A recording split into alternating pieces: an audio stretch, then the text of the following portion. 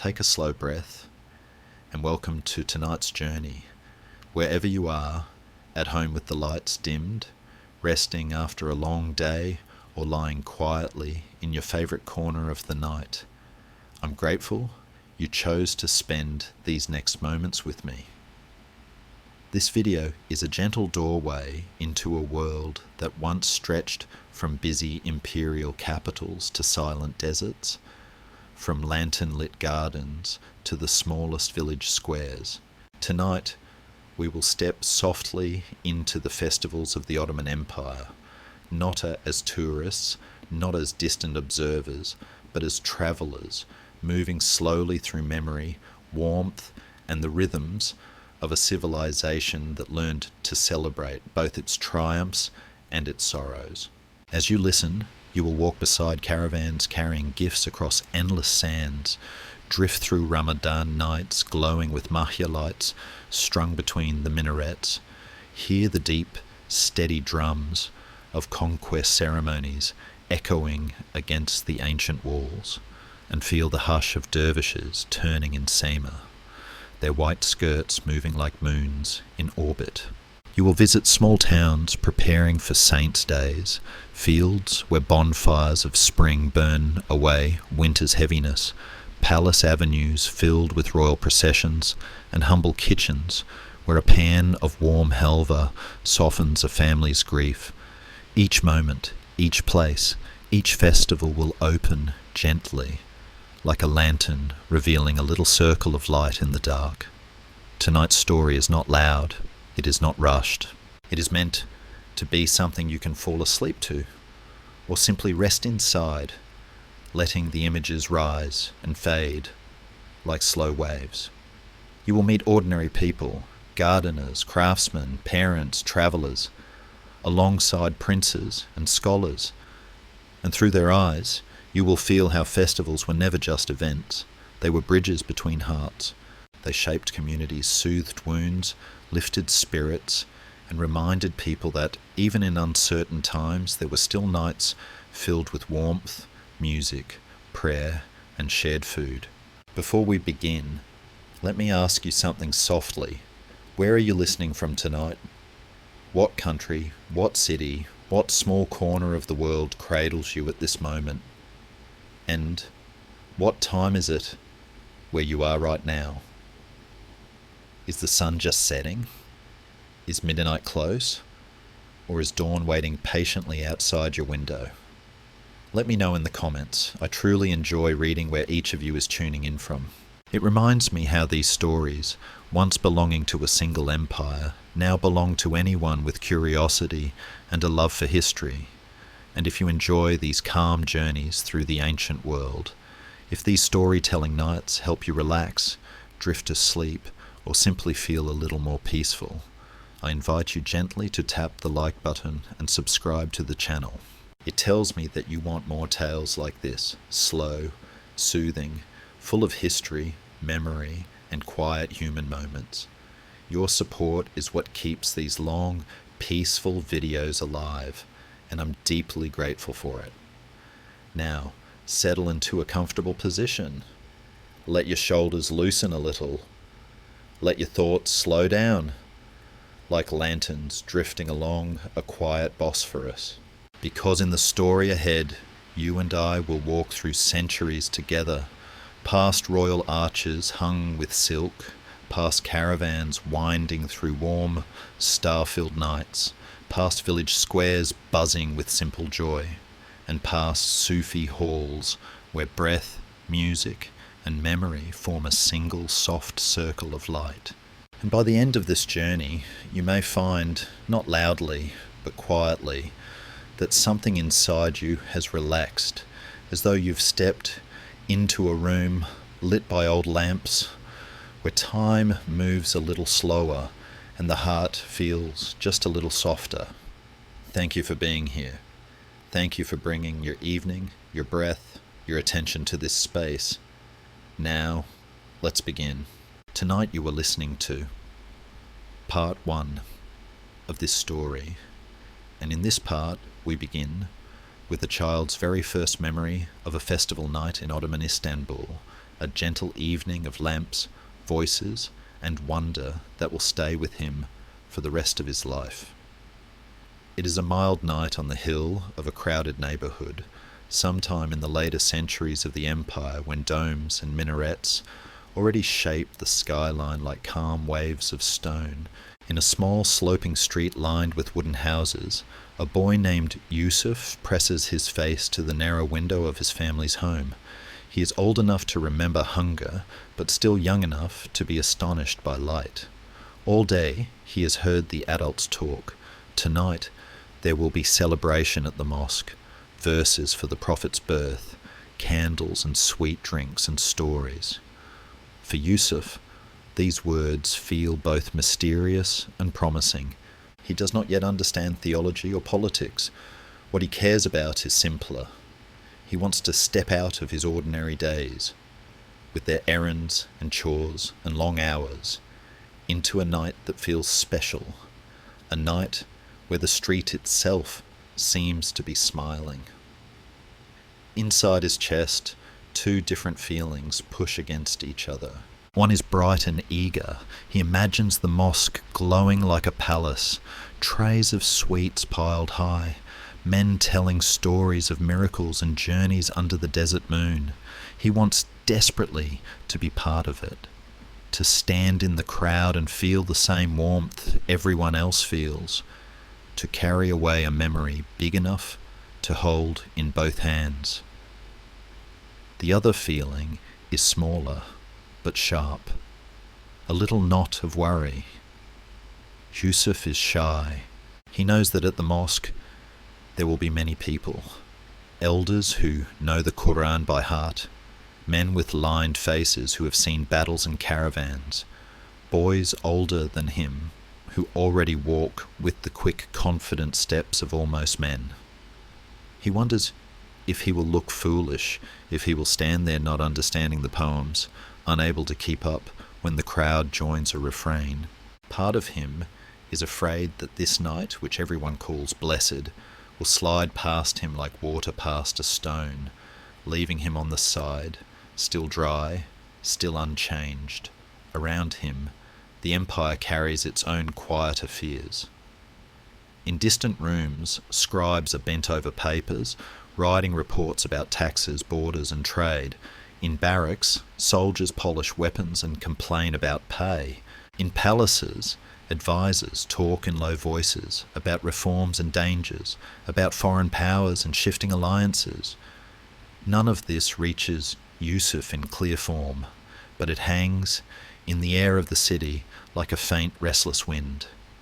The people in his street know that times can change, that rulers grow old, that prices rise and fall like tides. That is part of why they cling to nights like this. A festival for the Prophet's birth, a Mawlid gathering, is something that does not belong to one sultan or one law. It is older and softer than politics, a reminder that under all the layers of empire there is a simple story about a man who walked in the desert, spoke of mercy, and taught people to greet one another with peace. The helpers of this night are already moving long before Yusuf steps out of his door. In the mosque courtyard, an old muezzin with a voice like worn velvet has checked the lamps, making sure their glass is clean so the flames will shine more clearly. A young imam has chosen which passages to recite, which praise poems to include, balancing what the elders love with verses that children can follow. Women in nearby houses have boiled sugar and water with lemon to make sharbat, pouring it into clean jugs that will be brought out later. A sweet seller has prepared round trays of helva and small pastries, hoping to earn some coins, but also, in his own way, eager to add a layer of taste to the memory of the night. These people think of themselves as ordinary, but without them, the festival would float apart. They are the threads that hold it together. At last Yusuf's father calls him. They step out of the house and into the street. The air smells of wood smoke, stone cooling after the day's heat, and a hint of something sweet from a nearby kitchen. Other doors open. Neighbours join the slow flow uphill. Above them, the sky is a deep blue bowl, pierced by early stars. At the top of the street, the mosque stands like a quiet ship anchored in the dark. Tonight it looks different. Lamps hang not only in the minaret, but also along the eaves. Their light spills out over the courtyard, painting soft puddles of gold on the stones. Yusuf feels his heart beat faster. Around him, voices lower themselves unconsciously, as if everyone is entering a kind of shared breath. Inside the mosque, the space is already half full. Men sit shoulder to shoulder on the carpets, backs against the cool stone columns, some with their eyes closed, some whispering to their children to sit still. The air is warm with humanity, with wool and clean sweat, with the faint scent of rosewater someone has sprinkled near the mihrab. Yusuf sits between his father and an old neighbour. He feels small, but not pushed aside. The press of bodies around him is comforting, like being held inside a careful hand. The Imam begins with Quranic recitation, the familiar melody rising and falling. Then come the Mawlid verses, telling of the Prophet's birth, the long night when the world seemed to hold its breath, the signs and dreams, the first cry of a baby who would change everything, not by storming a palace, but by speaking gently and firmly about the one. Yusuf cannot follow every word, but the rhythm carries him. He notices how, at certain lines, the crowd murmurs, Sallallahu alayhi wasallam, in unison, a tide of blessing that washes through the hall. As the poems continue, Yusuf's earlier knot of fear loosens. He realizes no one expects him to understand everything tonight. It is enough to sit, to listen, to let the rise and fall of voices carve a new shape inside him. There is a moment when the singer's voice softens, describing the prophet walking in a dark valley with only a few companions, trusting that God sees them even when no one else does. Yusuf thinks suddenly of his own small street, of feeling invisible beside older boys, of worrying that his quiet dreams do not matter. A warmth spreads in his chest. If a man in a distant desert could be seen and guided, perhaps a boy in a crowded city can be too. It is a simple thought, but it roots itself deep. When the recitations end, Sharbat is passed around in clay cups, the cool, sweet liquid waking up the tongue. The sweet seller appears with his trays, and coins clink softly. A few pieces of helva are bought by those who can afford it and shared with those who cannot. People begin to talk in low voices, some about the sermon, some about their own lives, their children, their work. Outside in the courtyard, the lamps sway gently in a light breeze. Yusuf steps out and looks up at them. Each flame is small, and the night around them is vast, but together they make a pattern that feels both fragile and strong. He does not yet have words for it, but he senses that this is what a festival truly is. Not just sound and taste and colour, but many small lives briefly shining in the same direction. He stands there a little longer, memorising the sight of lamplight on stone, the murmur of voices, the steady weight of his father's hand on his shoulder, until the shapes begin to blur and soften, like reflections in gently moving water. Tonight you are listening to part 2 of this story, and in this part we enter the days of Yusuf's early youth, when he witnesses his first great imperial procession, a moment that will shape how he understands power, beauty, and the fragile hopes that people carry when they gather in a crowd.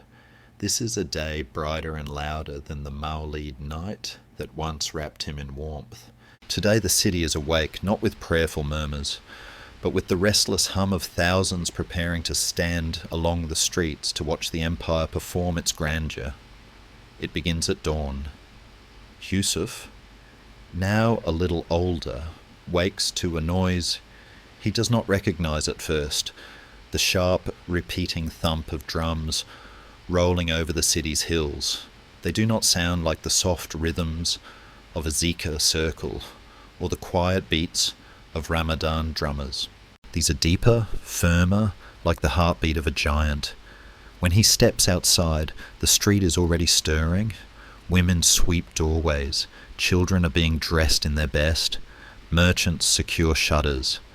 Neighbours whisper, "The guilds are gathering. The procession will pass near the market. Hurry if you want a place." Yusuf feels the same mixture of excitement and nervousness he felt years earlier on Mawlid night, but stronger now. His wish is simple but enormous. He wants to understand what makes a city move as one. What makes thousands walk out of their ordinary days and stand shoulder to shoulder, breathing the same air, watching the same road as if waiting for something bigger than themselves to walk through it. Inside him, however, another feeling tightens. He has learned enough in these past years to know that crowds are not simple. They can be joyful, but they can also be frightening. A great procession means soldiers, officials, guards who do not tolerate pushing or wandering. It means noise that can overwhelm, faces pressed too close, rumours spreading like sparks. He wonders if he will get lost, if he will stand too far back and see nothing but the backs of taller men. He wonders, too, whether this grand display is truly for the people or only for those in power to reassure themselves of their own importance. These thoughts flicker like nervous shadows at the edge of his excitement. But he follows his father uphill toward the main avenue, letting the flow of feet pull him forward. Outside the small concerns of Yusuf's heart, the empire is also wrestling with its own anxieties. The news that prompted today's procession, a chess royal celebration, a Nianatimat visit of a high official, or a neck return of the army, comes at a time when people whisper about rising prices, troubled borders, and rivalries in the palace. The court knows that spectacles like this can calm the restless spirit of the city, reminding it that the empire is still strong, still orderly, still capable of beauty on a grand scale. For many, this day is a welcome break from worry. For others, it is a chance to watch carefully. Who rides first? Who carries which banner? Which guilds are honoured? Which faces are missing? A procession is a mirror in which people try to read their own future. The helpers of this day have worked for weeks. The guilds, bakers, carpenters, rope makers, leather workers, metalsmiths have prepared their displays. Enormous loaves of bread shaped like towers, polished tools arranged on wooden boards, miniature ships, painted shields, bright fabrics. City workers have swept the route from end to end, laying fresh gravel where mud pools too easily. Musicians have polished trumpets and repaired drum skins. The janissaries have prepared their ranks, sharpening the line of their presence like an invisible wall of discipline, and somewhere behind palace gates, servants have dressed the noble figures who will appear, stitching robes, polishing hilts, smoothing turbans. These thousands of hands, unknown and unnamed, are the ones who make the morning possible. By the time Yusuf and his father reach the avenue, the crowd is already thick. Lanterns sway lightly overhead, though the sun is climbing fast. Children stand on crates, old men lean on canes, women cluster near doorways, holding small children up to see. The smell of baked bread, sweat, dust, and anticipation mixes into one warm scent. Yusuf and his father squeeze into a spot near a fountain. The sound of the drums grows louder. The air tightens. A ripple moves through the crowd. Not fear, but a kind of collective breath. Then the procession appears. First come the musicians, their trumpets bright in the sun, their drums beating in a perfect rhythm that seems to march inside Yusuf's chest. Behind them, the guilds pass one by one. Yusuf watches with widening eyes as bakers carry enormous trays of bread sculptures, as carpenters march with polished beams, as metal workers show off armour gleaming like captured fragments of daylight. Each guild moves with pride, but also with humility, aware that the crowd sees them as both workers and artists. Yusuf feels a surprising warmth rise in him, not for the officials who will follow, but for these men whose everyday labour shapes the city. When the soldiers arrive, the crowd's mood shifts. The janissaries march in perfect rows, their steps heavy, their faces stern. The sun flashes on their weapons. They do not smile, but something in their presence steadies the street. For a moment Yusuf feels small again, reminded of how large and complicated a place the empire is. The soldiers pass like a river of iron.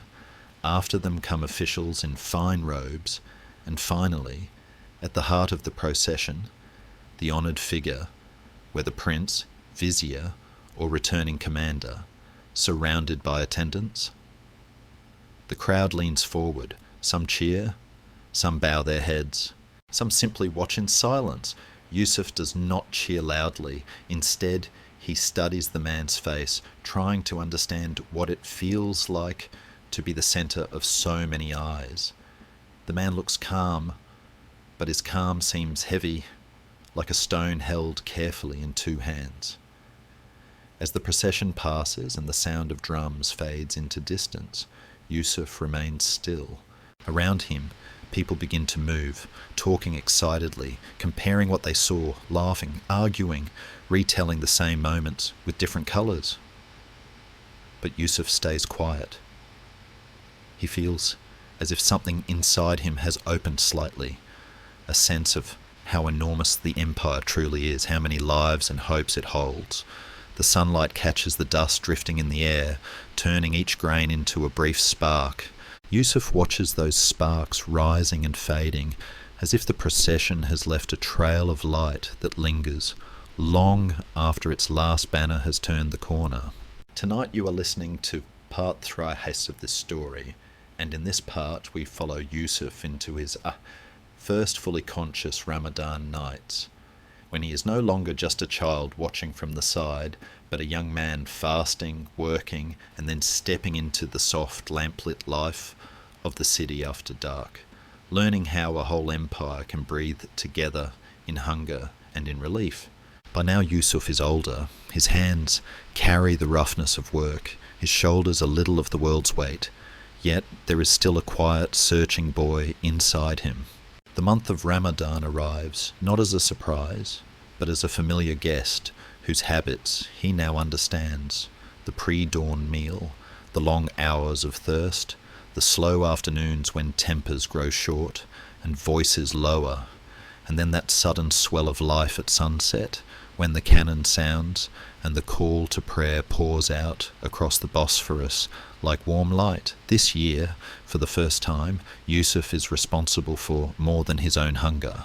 He helps in a shop near the market. He brings bread home when he can. He keeps an eye on his aging father's tired face. His wish for this Ramadan is calmer, deeper than the wishes of his childhood. He does not ask for miracles. He asks for steadiness, for the strength to keep going through uncertain days, for a kind of inner quiet that does not depend on money or safety, something that can survive both drought and abundance. Yet, in the secret corner of his chest, there is still a younger wish, that he will feel truly part of something when the city wakes at night, that he will not be just a shadow moving through other people's joy. The first days of fasting are always the hardest. Yusuf rises before dawn to the sound of the sahur drummers who are walking the streets, tapping out a gentle rhythm and calling sleepy names. In the dim kitchen, he and his father eat simple food: olives, bread, a bit of cheese. maybe a spoonful of last year's jam, while the lamp flickers and the sky outside slowly lightens. Then the fast begins, and with it, the long stretch of day. Shop work in the morning, customers whose moods shift as the sun climbs, the dryness in the mouth that seems to grow sharper each time he smells food from nearby houses. The empire's worries do not pause for Ramadan. Prices still rise and fall, debts still need attention, rumours still twist through coffee houses. Foreign merchants haggle in the port. Officials talk about reforms in offices Yusuf will never see. Yet all of this feels slightly muffled, like voices heard through a thin wall. The hunger and thirst of the month draw people inward. Their concerns become simpler, more immediate. Can I get through this day without losing my temper? Who should I invite to iftar? Does my neighbour have enough to break his fast? Yusuf feels these questions in himself and in the faces around him. They bind him to the city in a new way, as if an invisible thread of shared effort runs through every street. The helpers of Ramadan are everywhere, adjusting their own routines to lift others. In the shop where Yusuf works, his employer allows shorter hours, closing just before sunset, so staff can reach home in time. Near the mosque courtyards, charitable foundations arrange iftar tables. For the poor, long rows of low wooden boards, covered with bowls, where those without kitchens of their own can sit side by side with strangers and break their fast without shame. Women in houses prepare extra lentil soup, extra bread, extra plates of rice and vegetables, planning to send a portion next door. A local imam organises a small group to distribute dates to those leaving the mosque at Maghrib. Lantern sellers polish their glass and check their wicks. Coffee house owners prepare for the long nights after the Tarawih prayers, when men will sit and talk until the sky begins to pale again. All of these acts, large and small, give shape to the month, like wooden beams holding up a tent under which the whole neighbourhood can rest. One evening, after a long, thirsty day that seems to scrape at his patience, Yusuf finishes work and hurries home through streets that are already thick with expectation. The sky above the domes is painted with the last gold of the sun. The minarets stand like tall candles waiting to be lit. At home, the table is simple but full. A bowl of soup his father has carefully prepared, a plate of dates, some bread, a small dish of pickles, and a jug of water that glistens in the fading light. They sit together, their stomachs cramped and hollow, their ears waiting for the signal. When the cannon finally booms from a distant hill, the sound rolls over the rooftops like a great sigh. The muezzin's voice follows, long and clear. Yusuf reaches for a date, feeling the rough skin under his fingers, and as he bites into the sweet, soft flesh, the world narrows to that one taste. Relief spreads through his body, so strong it almost feels like tears. He drinks water, each swallow a small miracle. For a few precious moments, there is no empire, no debt, no future, only this table, this lamp, this shared breath with his father. But it is after iftar, when the dishes are cleared and the sky has turned fully dark, that the Ramadan night truly reveals itself. Yusuf and his father walk toward the main mosque of their neighbourhood, joining streams of people flowing from every side street. Above the mosque, between its slender minarets, hangs the chmahya. Words written in strings of lamps, Ya Rahim, O Merciful, or Welcome, O Ramadan. Mum, the letters glow softly against the deep blue of the night, like a line of prayer suspended in the sky. Yusuf tilts his head back to read them, feeling something inside him answer with a quiet yes. Inside, the mosque is full. The Taraweeh prayers stretch long, rows rising and bowing in smooth waves. Yusuf's legs grow tired, his back aches, but the rhythm steadies his breathing, and the recited verses seem to polish a small window inside him, letting in light he did not know he needed. When the prayers end, the city does not go to sleep. It shifts into another life. Yusuf steps back into streets, now alive, with Ramadan Gece eğlenceleri, the gentle nighttime entertainments of the month. Stalls have appeared as if grown from the ground, sellers of warm helva and lokma dipped in honey, men offering cups of sherbet tinted with pomegranate or lemon, children spinning simple paper toys that hum in the air. A crowd gathers in a square where a shadow play screen has been stretched. Karagers and hachivat ready to argue, mock, and make everyone laugh. The puppets' flat silhouettes dance against the lit cloth, their voices high and low, teasing fools and hypocrites, greedy officials and boastful men. The crowd chuckles and sighs in waves. Yusuf finds himself laughing too, the sound surprising him. It feels different from daytime laughter, a little softer, a little more tender, as if the fast has peeled away some of the hardness from people's hearts. He wanders slowly through the square, hands empty, eyes open. A ney player sits on a low stool near a fountain, sending long, breathy notes into the dark. Groups of friends sit in loose circles, cups of coffee cradled in their hands, talking quietly about everything and nothing. A son's upcoming military service, a neighbour's new baby, a dream someone had about running water and green trees. Children run with tin lanterns that swing and bob, scattering small patches of light across the stones. Women watch from windows, from shadowed doorways, sharing their own murmured conversations. The night feels layered, holy and ordinary, serious and playful, all at once. Yusuf feels the difference inside himself too. During the day, hunger makes him sharp, easily irritated, pressed inward by worry.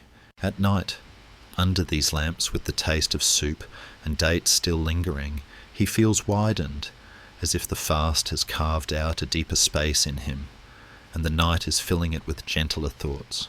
He remembers the Mawlid from his childhood, the imperial procession he once watched, and realizes that this Ramadan night stands somewhere between them, not as hushed and pure as the Mawlid, not as loud and grand as the procession, but something more woven into daily life, a festival that repeats every evening for a month, quietly turning ordinary streets into places of meeting and mercy. As the hours pass, the square slowly thins. The shadow play ends, the puppeteer bows, the screen is taken down. The ney's song drifts away. Shops close their shutters one by one, the wooden panels thudding softly into place. Yusuf and his father walk home through streets that grow quieter with each turn. Above them, the Mahya words still glow, though the oil in the tiny lamps is burning low. Yusuf glances up at them one last time before turning into his lane. The letters look a little softer, their edges blurred, like words remembered from a dream. He feels tired in a good way, not emptied, but gently worn, like a stone smoothed by water.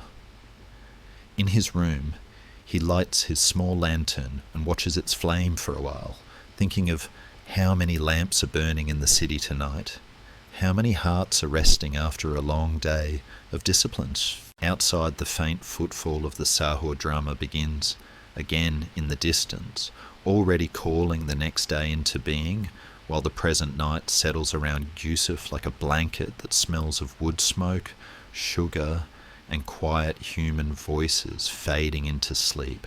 Tonight you were listening to part 4 of this story, and in this part we walk with Yusuf to the send-off of the Surrey caravan.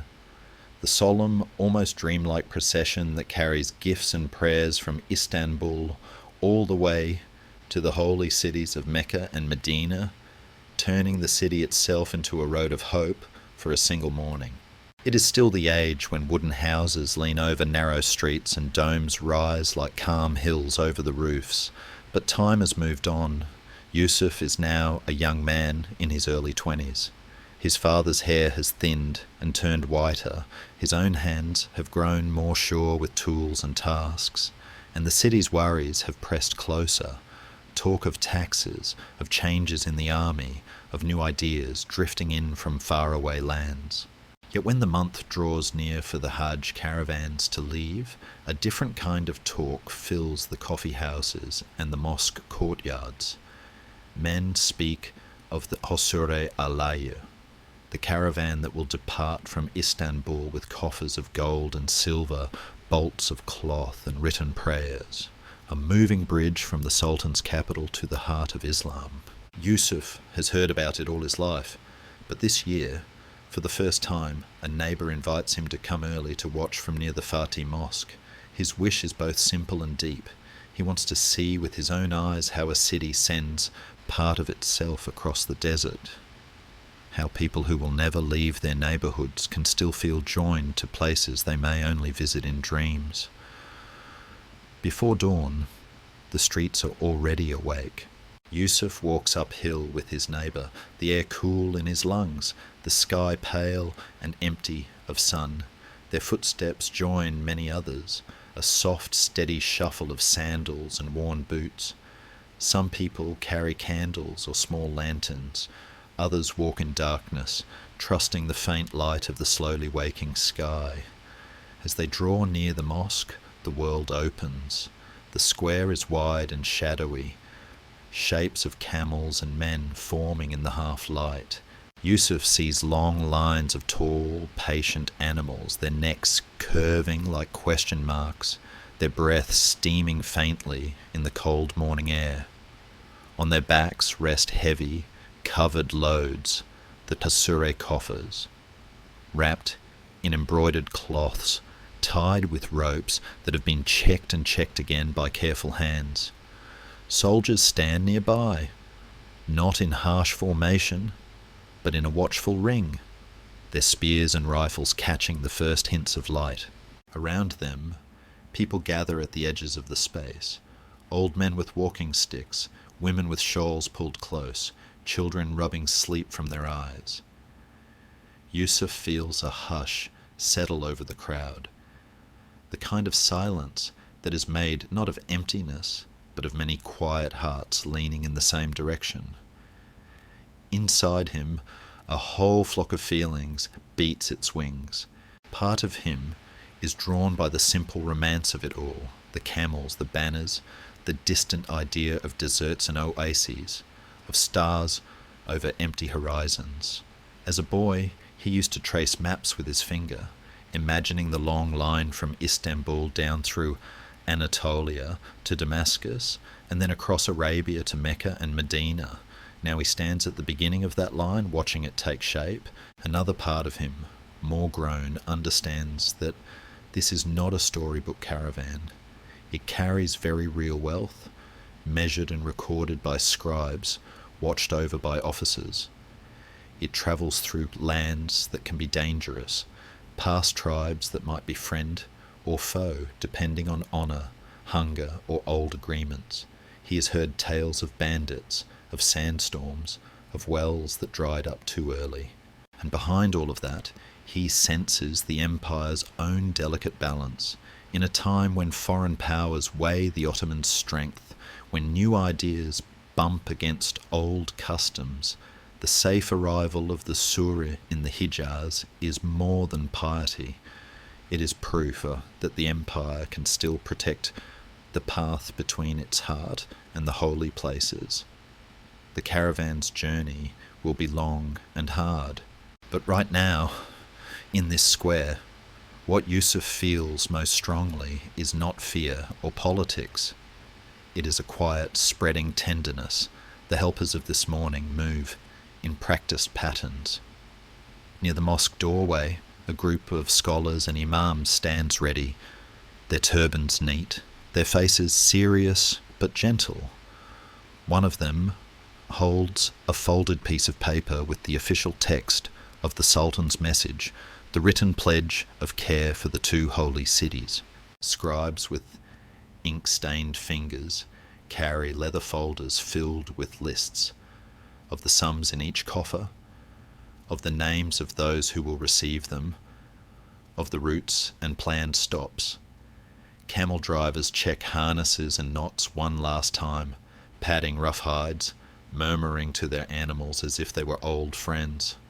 A baker's apprentice hurries through the crowd with a basket of flatbread for the caravan staff, the warm smell trailing behind him. Nearby, a water seller sets his copper tank down, handing out small sips for those who have been standing since before first light.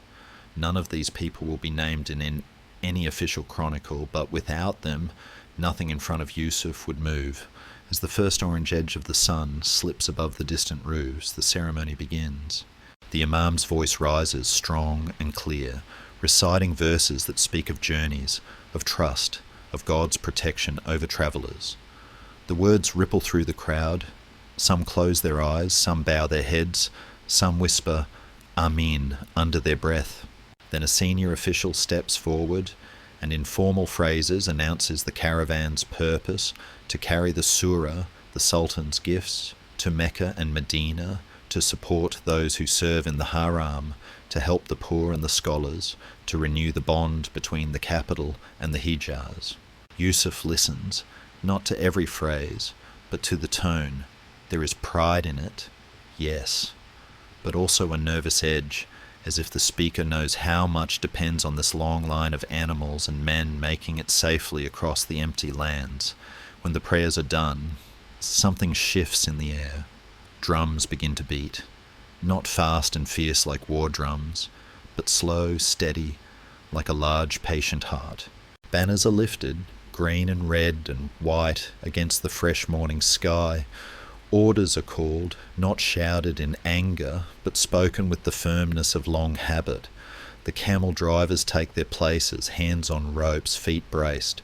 The soldiers form up along the sides, their boots scuffing the stone in a practiced rhythm. The caravan moves, slowly at first, then with a more certain roll, the camels step forward, their loads swaying. The coffers pass by Yusuf, each one a heavy secret, holding coins that will become food, cloth that will become shade, written prayers that will be read under very different skies.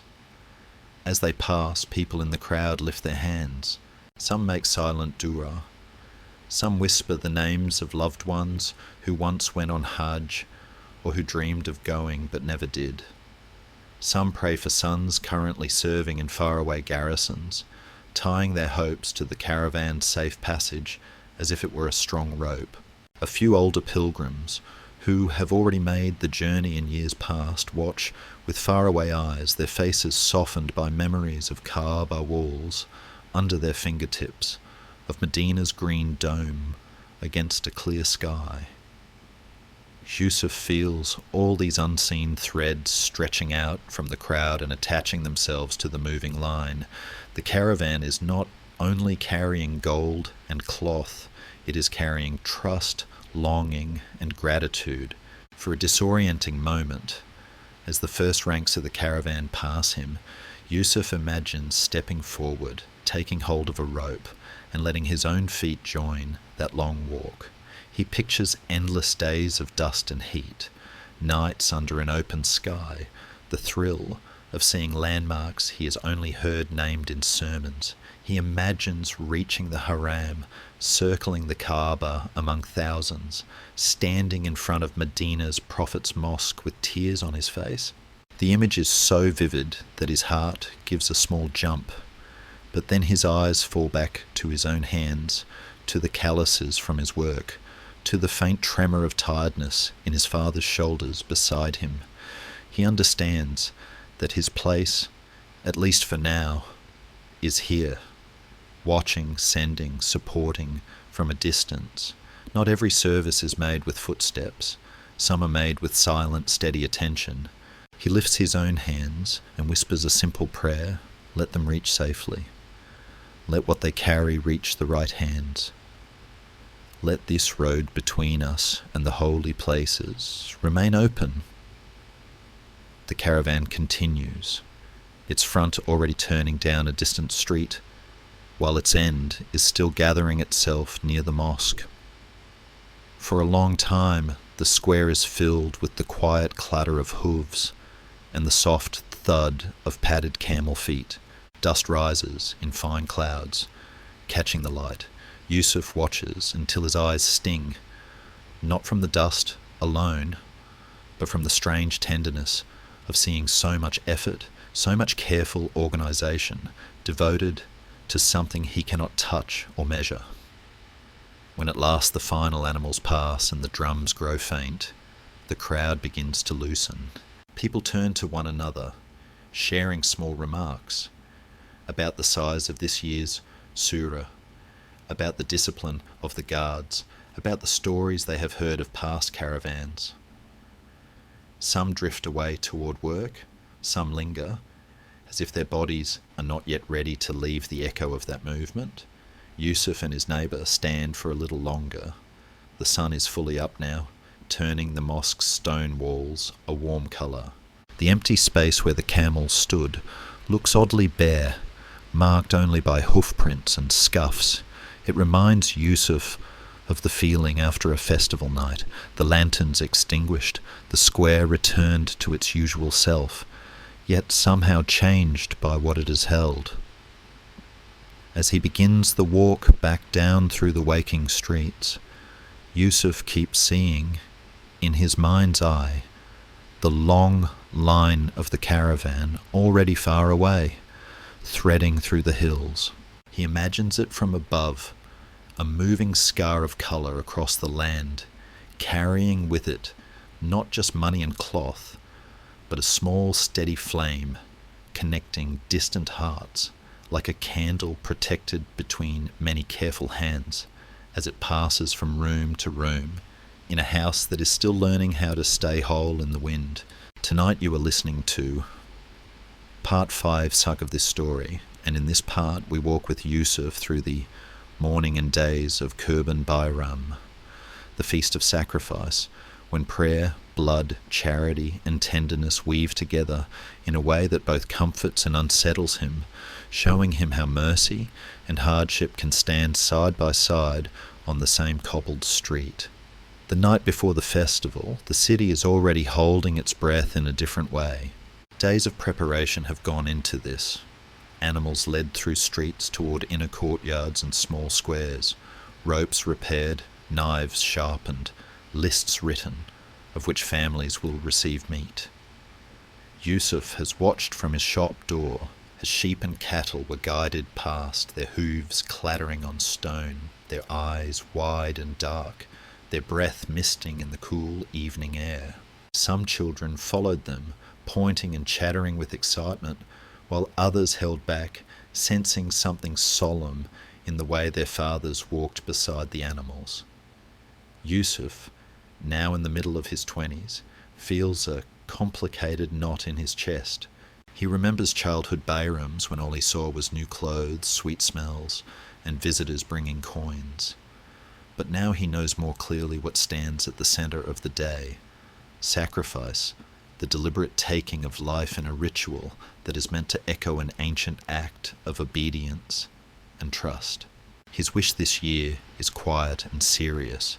He wants to feel the meaning beneath the surface, the mercy, the sharing, the trust in God, more strongly than the uneasy feels whenever he looks into the calm eyes of an animal that does not understand what tomorrow means. Before dawn, the sahur drummer's rhythm does not come, because the fasting month is over. Instead, it is the gentle movement of people rising early for the Bayram prayer that stirs the street. Lamps glow in windows, water splashes in basins as men wash for prayer. Women straighten clothes and comb children's hair. Yusuf wakes to the soft rustle of his father dressing, the creak of the old chest where their best garments are kept for special days. There is a small sense of luxury this morning. The air smells faintly of soap, of clean cloth. On the low table in the corner waits a simple but festive breakfast that must wait until after the prayer. Bread, olives, cheese, and as a special treat, a thin piece of halva wrapped carefully in oil paper. Yusuf dresses slowly, smoothing the creases of his tunic, tying his sash with more care than usual. He looks at his father's face in the lamplight, the deeper lines, the greyer hair, and feels both gratitude and a thin thread of fear for the years to come.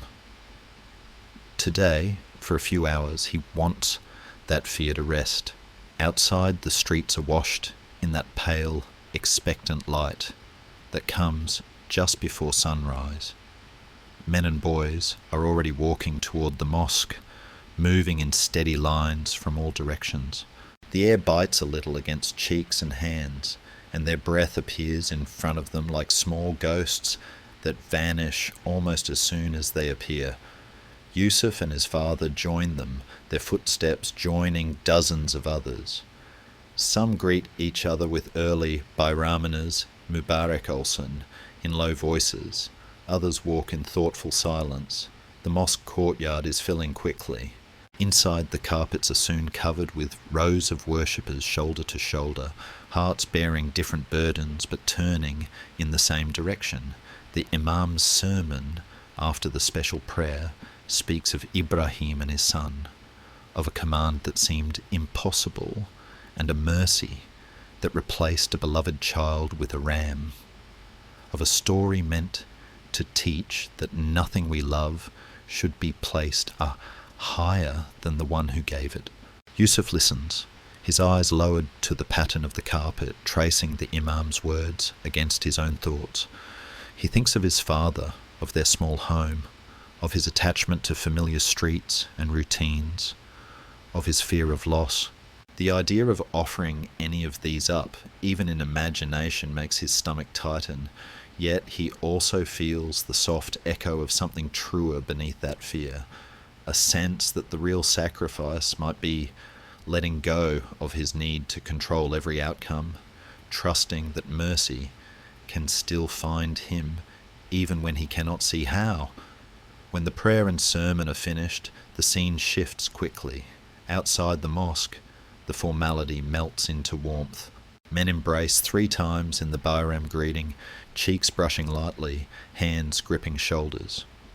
Yusuf and his father join this flow, embracing neighbours, shopkeepers, the Imam, even a few boys Yusuf once watched as children and now sees growing into young men.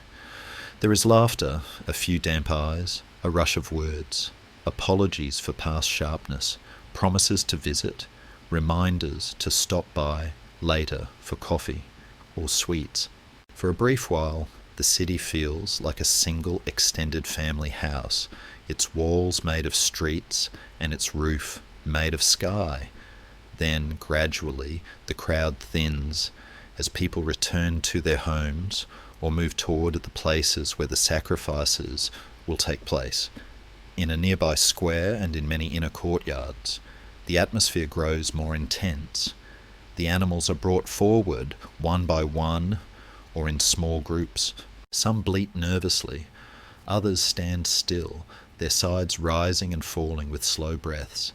Men murmur Bismillah as they prepare, trying to keep their hands steady and their intentions clear. Children gather at the edges, some leaning forward with fierce curiosity, others hugging a parent's leg, torn between wanting to see and wanting to turn away. Yusuf stands with his father near a small open area where their neighbourhood has arranged to share the sacrifice of a few sheep. He feels his heart beat faster as the first animal is led forward, its rope held gently but firmly. There is a prayer, a quick practice movement, a flash of metal, and then blood, bright and startling against the dull colour of the earth. The animal's body trembles, then grows still. The men move efficiently, skilled hands, skinning, cutting, separating meat from bone, as they have done every year. Yusuf watches, his throat tight. He does not feel numb, but neither does he collapse under the sight. Instead, he feels a heavier thought settle, that life in this world always leans on something else's ending. Plants, animals, time, dreams, all are given up in pieces so that other things can continue. Today, at least, that giving is done with awareness and with a plan to spread its benefits. The sharing begins almost as soon as the meat is ready. Portions are set aside for the family who offered the sacrifice, but equally important parts are wrapped and sent out to widows, to the poor, to households where illness has eaten away at income. Boys are given bundles and directions. Take this to the old woman near the fountain. This one is for the family by the tannery, the one with many children. Don't forget the sick man 2 streets down. Yusuf helps, feeling the weight and warmth of fresh meat through the cloth, the faint smell of iron and fat. With each delivery, doors open, faces appear. Surprised, grateful, sometimes embarrassed. He notices how often the same words appear. We have very little, but today we don't feel forgotten. One old man with weak eyes takes the parcel in shaking hands and says, "May God accept it from all of us," as if the gift were a shared offering.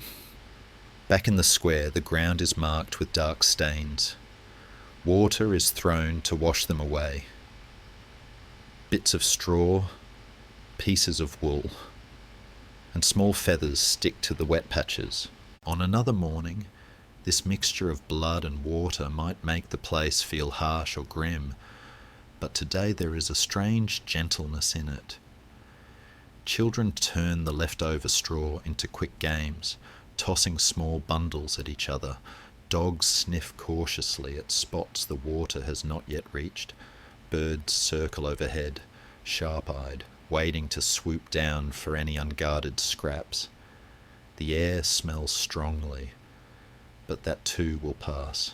By tomorrow or the next day, the square will look ordinary again, bearing only faint traces for those who know where to look.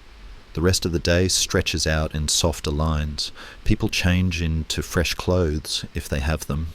Visits begin. Yusuf and his father go from house to house, stepping over thresholds worn smooth by years of such days. In each home, there is some shared element.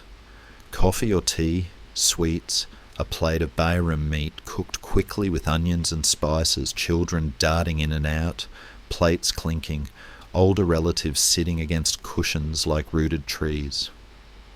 Stories are exchanged, some light and funny, some heavy with the news of who has fallen ill, who has had to leave for faraway service, who did not live to see this bayram. Each time Yusuf steps back into the street, the light looks a little different, as if passing through these small gatherings has slowly sharpened his eyes to how much love and worry live in these buildings, that from the outside seem just rows of walls and windows.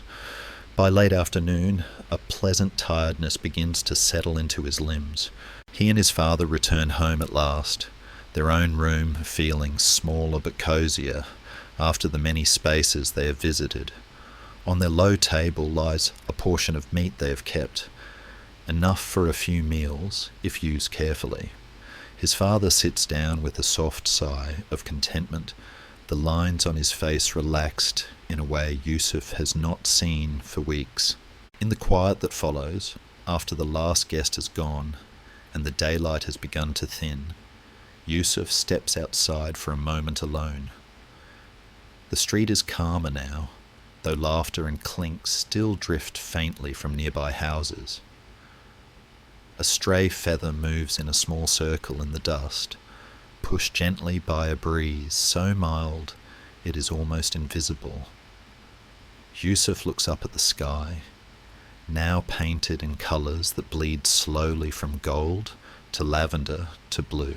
He thinks of Ibrahim on his mountain, of the ram that replaced the boy, of all the small sacrifices people make every day without ritual, time, comfort, pride, so that others can eat, rest, or feel less alone. The city around him feels hushed and full at the same time, like a great chest that has just breathed out after holding its breath. He stands there for a while, listening to nothing in particular until the first stars appear, thin and shy, above the roofs and minarets, as if they too are quietly watching this day fold itself away. Tonight you are listening to part 6 of this story, and in this part we walk with Yusuf into the long, glittering days of a Pesuri Humayun, a grand imperial festival called for a royal wedding and the circumcision of princes, when Istanbul tries to turn itself into a single shining stage, and Yusuf discovers what it feels like to see his own small craft woven into the empire's brightest display.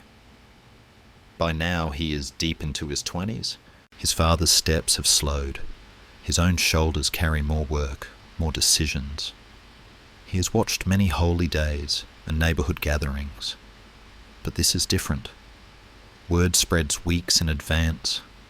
The court has ordered a great sur, a festival that will last many days, with parades, fireworks, feasts, guild displays, and games that will draw people from every corner of the city.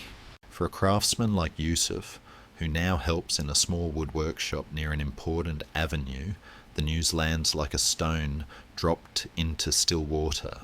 He hopes, with a shy, stubborn hope, that his hands will be needed, that something he makes might stand for a few days in front of thousands of eyes. The chance comes quietly. One afternoon, as he is sanding a carved panel in the workshop's dim back room, his master calls him forward. A palace official has sent word. The Guild of Carpenters and Woodworkers is to provide ornamental arches and frames for stands along the festival route. They will not be grand palace gates, only temporary structures, but they must be strong, graceful, and ready on time.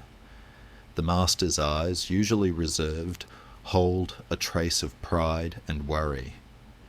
"We have more orders than hands," he murmurs. "You will take some of the work, Yusuf. Simple forms, but they must be clean. No mistakes." The younger man feels a flush rise in his face. Part of him is thrilled. Part of him feels the familiar cold pinch of doubt. What if his cuts are not straight enough? His curves not smooth enough? What if, on the day of the procession, a piece he worked on splinters or leans crooked under the weight of a banner? Behind that practical fear lies another, more complicated one. He has seen enough of life to know that festivals can be used as bright cloths thrown over tired furniture. He wonders if he is helping to decorate something that is quietly cracked beneath the paint. Outside his quiet inner struggle, the city moves into a different tempo. The palace wants this Sur-i Humayun to be remembered. There are whispers of political reasons, a need to show foreign envoys that the dynasty is still strong, a wish to calm the janissaries, a desire to distract talk from taxes or failed campaigns. But in the alleys and markets, what people feel most is anticipation. Children imagine dazzling floats and fireworks. Merchants dream of full purses as visitors flood the streets. Even those who roll their eyes at excess still glance more often toward the avenues where temporary viewing stands are being built. The empire has known losses and worries, but it still remembers how to dress itself in beauty for a while. That memory alone is a kind of resistance. The helpers of the Sur are everywhere, more numerous than any official list could hold. Guilds meet to plan their place in the procession. Bakers decide what shapes of bread and sweets will best show their skill. Tailors sew costumes for acrobats and wrestlers. Rope makers measure out long coils for pulling elaborate carts. Painters mix pigments for banners. Musicians rehearse pieces that must be loud enough to reach balconies and rooftops. City workers repair broken stones along the route to prevent accidents. In the woodshop, Yusuf works late by lamplight, his hands moving more surely than he expected. He carves repeating patterns, arches that will hold lightweight decorations, small rosettes that will line the edge of a platform. The wood smells warm and alive under his knife. Each curl that falls to the floor feels like a tiny offering. His master corrects small errors, nods at clean lines, says little. The work itself becomes a kind of prayer, steady, careful, with no guarantee of praise. Only the quiet satisfaction of seeing a plank become something someone else will stand beneath. Day by day, the city transforms. Avenues that usually hold only carts and hurrying feet now grow crowns of wood and cloth. Arches stretch across streets, hung with coloured fabrics that ripple in the breeze. Temporary stands rise in front of grand houses, their steps and railings freshly polished. Yusuf walks one evening along the route and recognises pieces he has touched. The curve of an arch here, the repeating leaf pattern on a beam there. They are not signed with his name, but he knows them. A strange feeling settles in his chest, a mixture of pride and humility. His work is visible but anonymous, like a single note in a long song. When the festival finally begins, Istanbul wakes before the sun on that first day. Yusuf and his father make their way toward the main avenue, joining a great river of bodies. The smell in the air is different from other mornings. Smoke from early cooking fires, the faint tang of fresh paint, hints of perfume and sweat, the metallic scent of polished metal warmed by a rising sun. As they find a place near one of the arches Yusuf helped build, he feels a low hum in his bones, the tremor that comes when thousands of hearts are beating a little faster than usual. Above them, banners stir against a pale sky. On balconies, families lean out, voices overlapping in soft excitement. The procession unfolds slowly, in layers, like a long, richly painted scroll unrolling itself along the stones. First come the heralds and musicians, trumpets flashing, drums pounding in rhythms that make the chest vibrate. Then come the guilds, one by one, each showing its craft as if offering a piece of its soul to be seen. The bakers push carts shaped like palaces made of bread. The metalworkers carry polished cauldrons and armour. The weavers display bolts of richly coloured textiles that ripple as they walk. Yusuf's eyes are drawn again and again to the way his archers frame these scenes. Turning the street briefly into a stage, he feels like someone seeing a familiar word used in a poem for the first time. Later, other groups appear, acrobats leaping, wrestlers oiled and shining, puppet masters with their boxes, jugglers tossing bright objects into the air. Animals are led, horses dressed in embroidered cloth, even a caged lion or two, restless behind its bars, brought to impress and unsettle. The royal carriages, with their veiled passengers, roll by under canopies of silk. The crowd's noise rises and falls like waves, gasps, laughter, bursts of cheering, then softer murmurs. At moments, the sheer abundance of colour, sound and motion makes Yusuf feel dizzy, as if the city has swallowed the sky and is now spilling it back out in 100 forms. Yet, amid all this spectacle, small honest moments hook themselves into his memory. A guildsman's child, marching proudly with a tiny banner, stumbles. Two strangers reach out at once to steady him. An old woman on a balcony drops a string of beads. A boy below picks it up and holds it high until she lowers a basket for it. A water seller who could charge high prices on such a hot, crowded day quietly presses a cup into the hands of a tired porter and walks on without asking payment. These simple acts feel to Yusuf more real than the lion's roar or the glitter of gold. They are the parts of the festival that will not be remembered in official descriptions, but they are the parts that make the day feel human instead of only grand. At night, the festival takes another form. Along the same avenues, lamps and candles transform the arches and stands into glowing shapes. Fireworks crack and blossom above the rooftops, shedding brief showers of coloured light. Reflections tremble on the dark surface of the Golden Horn and the Bosphorus. Shadows leap on walls. Music drifts from temporary pavilions where select guests attend banquets. But in the poorer quarters too, small feasts appear. Families sharing a bit more meat, a bit more bread than usual. Neighbours, who usually only nod in passing, now sitting together on doorsteps, trading impressions of the day. Yusuf returns home with his father, his legs aching, his ears still ringing with music and shouts, his mind full of images, layered one over another. Lying on his thin mattress that night, staring at the ceiling beams he has seen every day for years, he tries to hold the festival in his thoughts, to find its centre. Was it about the princes and their ceremonies, about the court proving its splendour, about the guilds claiming respect, about the people snatching brief joy from heavy days? All of these seem true at once. He remembers the feeling of standing under his own arch as the procession passed, a moment when his small, careful work touched a larger story he does not control. That memory comforts him more than the fireworks.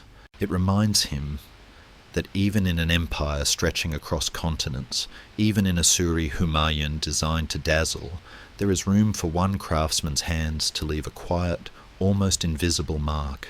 As sleep finally pulls at him, the loudest colours and sounds sink first. What remains floating just beneath his closing eyes are gentler things: the curve of wood against sky, the sway of banners, the way lamplight softened sharp edges on faces at dusk. The city outside has not changed its troubles overnight. The empire has not become lighter. But for a few days, the people have walked through streets that felt like corridors in a shared dream, and Yusuf has walked with them, aware that even the briefest dream can leave a fragrance that clings to ordinary days long after the music has stopped. Tonight you are listening to part 7 of this story, and in this part we follow Yusuf into the heart of a neighbourhood circumcision feast. A small, crowded, deeply human festival where one boy's step toward manhood gathers hopes, fears, pride and tenderness from every corner of a modest Ottoman street. The great Suri Humayun has come and gone, leaving the city with a faint echo of drums and colour. Now life has folded itself back into narrower shapes: shop shutters, market voices, the creak of carts on stone. Yusuf, in his late 20s, works steadily in the wood shop, visiting his aging father each evening in their familiar home. The empire's grand shows feel far away. What fills his days now are smaller responsibilities and smaller joys.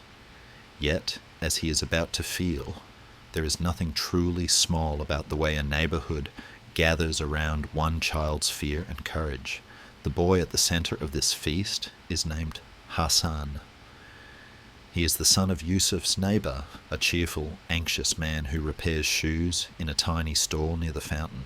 Hassan is 7, with thin wrists, bright eyes, and a laugh that runs faster than his feet. For weeks, talk has circled around him. The sunetchi has been booked, the imam consulted, the guest list whispered over. Bright fabrics have been bought on credit. A tiny costume, a white suit with a little cape and a feathered cap, hangs from a nail in their house like a waiting cloud. Whenever Yusuf passes by, He hears the same mixture of excitement and worry in the parents' voices, jokes about the boy's bravery, quick prayers that everything will go smoothly, sudden sighs when they think of the cost. Inside Hassan, a storm is slowly forming. He wants the day to come and not come. On one hand, he dreams of riding through the street on a decorated horse, of being given coins and sweets, of everyone calling him the brave prince for a day. On the other hand, he hears older boys' whispers about pain, about the flash of the knife, about having to lie still while grown men watch. He imagines failure, tears he cannot stop, a body that betrays him with shaking. Yusuf sees all of this in the boy's restless movements, in the way he plays, more roughly than usual one moment, and then clings to his mother's skirt the next. He remembers his own childhood trembling and feels a tug of sympathy that passes deeper than words. He wishes silently for Hassan to come through the day with not only a healed body, but a steadier heart. Around them, the larger city is busy with its own serious matters. There are rumours of new taxes, of reforms in the army, of foreign advisors visiting court. The strength and weakness of the Ottoman state are weighed in coffee houses and in foreign capitals alike.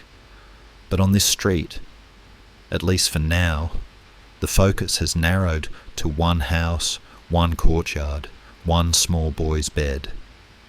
It is as if the neighbourhood has drawn a circle around Hassan and his family and said, "Here, for this day, we will pour our care." In a world where many feel small and unseen in the shadow of palaces and barracks, this act of collective attention is a kind of quiet defiance. The helpers of the Sunnat feast work in their familiar, unhurried, irreplaceable ways. Women gather in the neighbour's kitchen days in advance, rolling out thin sheets of dough for borek, filling pots with rice and chickpeas, peeling onions until their eyes shine. Someone lends extra cushions. Someone else brings a borrowed copper tray. Men string simple decorations across the lane, coloured cloth strips, a borrowed lantern or two. Hasa mats are laid in the courtyard. A long, low table is assembled from planks and crates. The Imam agrees to lead prayers and say a few gentle words about courage and faith. A poor but skillful musician, a man with a cracked drum and a reed flute, offers to play for a small fee and a generous plate of food. Yusuf is asked to help build a temporary wooden platform in the courtyard, a kind of small throne where Hassan will sit before and after the operation, dressed in his tiny prince's clothes, receiving visitors.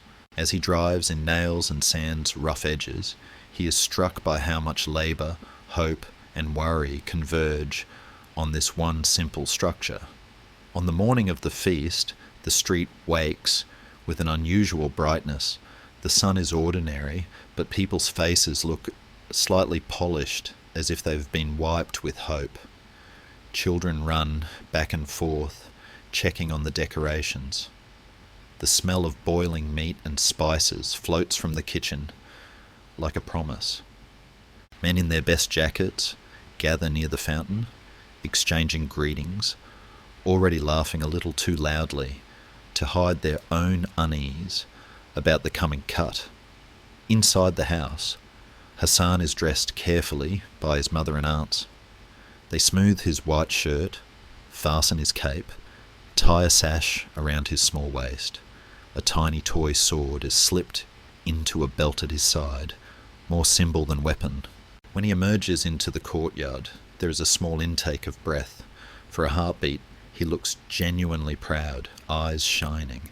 Then his gaze flickers to the corner where the bed and the Sunechi's bag already wait, and a shadow crosses his face. The procession begins before the operation itself, in keeping with the custom of making the child feel honoured, not only frightened. Hassan is lifted onto a decorated horse, borrowed from a nearby stable. Flowers and ribbons have been tied to its bridle. Its mane has been combed until it shines. The musician beats his drum in a cheerful rhythm. Neighbours clap in time. Yusuf walks alongside, one hand on the stirrup, steadying the boy.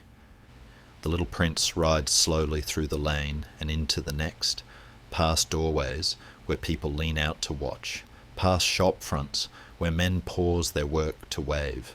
Some slip coins into his hand or press sweets to his lips. For this short, circling journey, the world treats him as something both fragile and important. Yusuf watches his face shift, pride pushing back fear, at least for a while. But when the procession returns to the courtyard, reality folds back around them. The Sunetchi, a middle-aged man with calm eyes and practiced hands, is ready. The bed is covered with clean cloth. The mothers and aunts whisper prayers. Some cannot bear to watch and turn their heads, yet cannot bring themselves to leave. Men stand in a loose ring, trying to appear composed. Hassan's father kneels beside the bed, his own breath shaking slightly.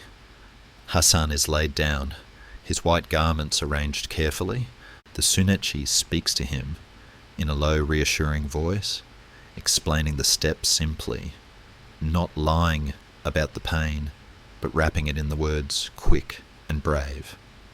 For Yusuf, standing at the edge of the circle, this is the moment when all of his conflicting feelings gather. He knows the religious and social meaning of this act, the belonging it marks, the line it draws between childhood and the path toward manhood. He also sees the raw human fact of it, a small body, tense with fear, entrusted to the hands of others. His palms grow damp. He finds himself whispering his own prayer, not with perfect words, but with urgency. Let it be over quickly. Let this boy feel held, not betrayed.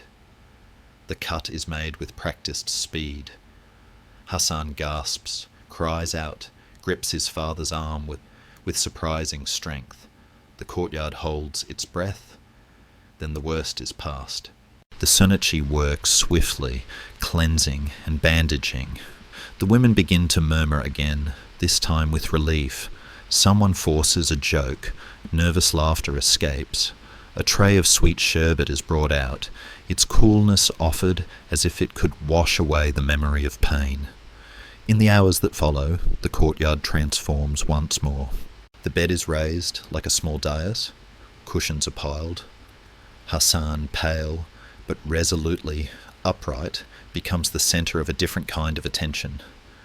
Guests file past to congratulate him, to press small gifts into his hands. He is praised for his courage, whether it was perfect or not.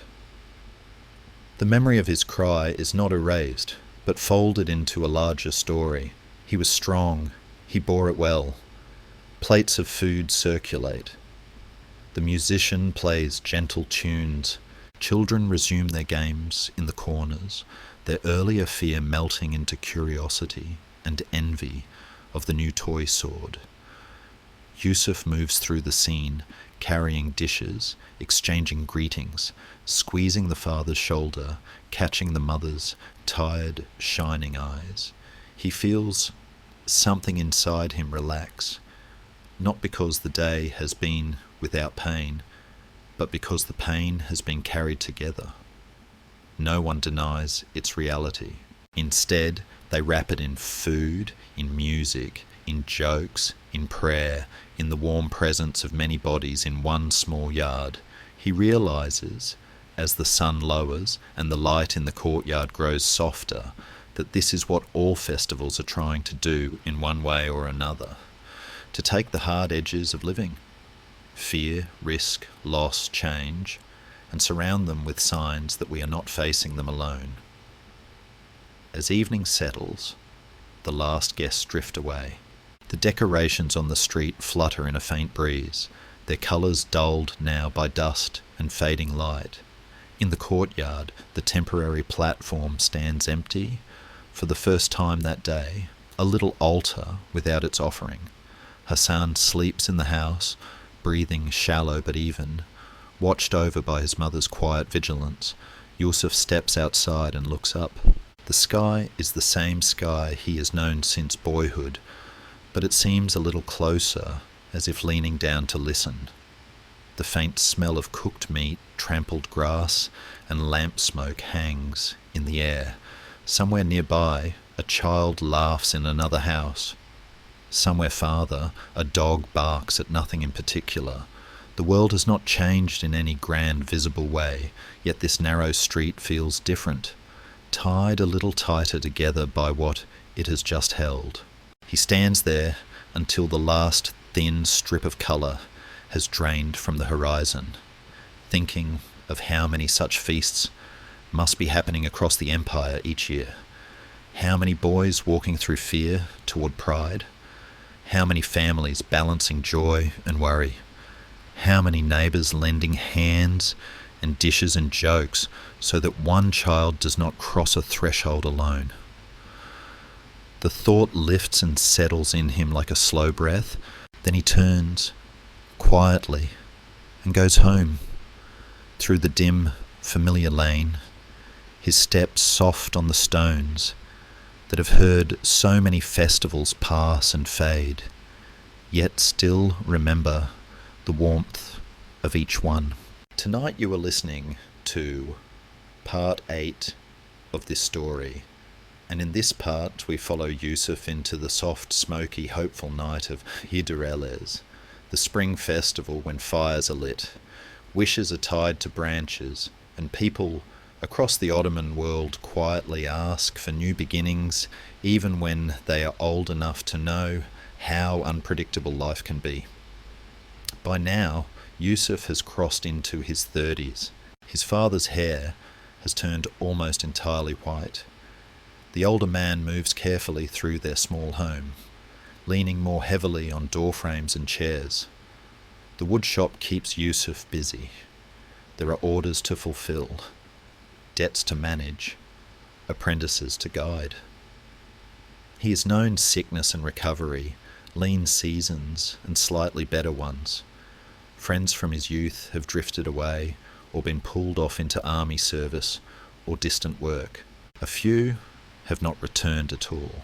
He is no longer the boy who believed that every celebration would bring something new, yet there is still a thread in him that tightens when the season turns, when winter's grip loosens and the air shifts.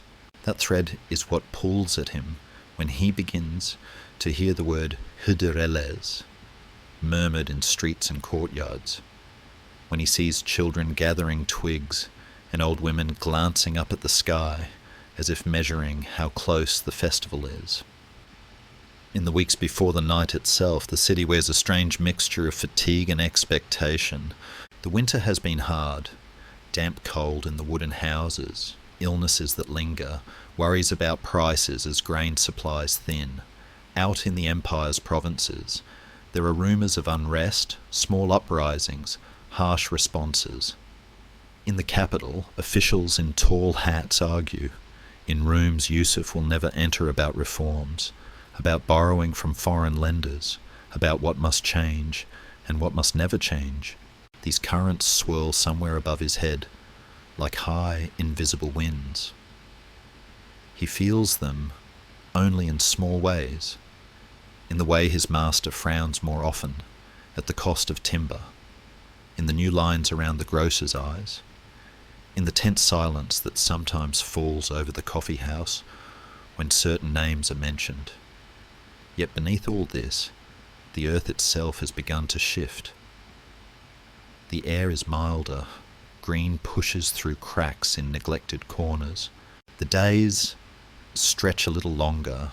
People complain less about cold and more about uncertainty, which is its own kind of progress. The custom of Hidereles, like many traditions that live in the meeting place of official religion and older folk belief, sits in a tender, complicated space. Some imams speak warmly of it as a time to thank God for spring and ask for blessings through prayers and charity. Others warn against excess, against turning to small rituals and symbolic gestures as if they were magical guarantees, Still, the people of Yusuf's neighbourhood hold on to it, carefully shaping it to sit alongside their faith rather than replace it.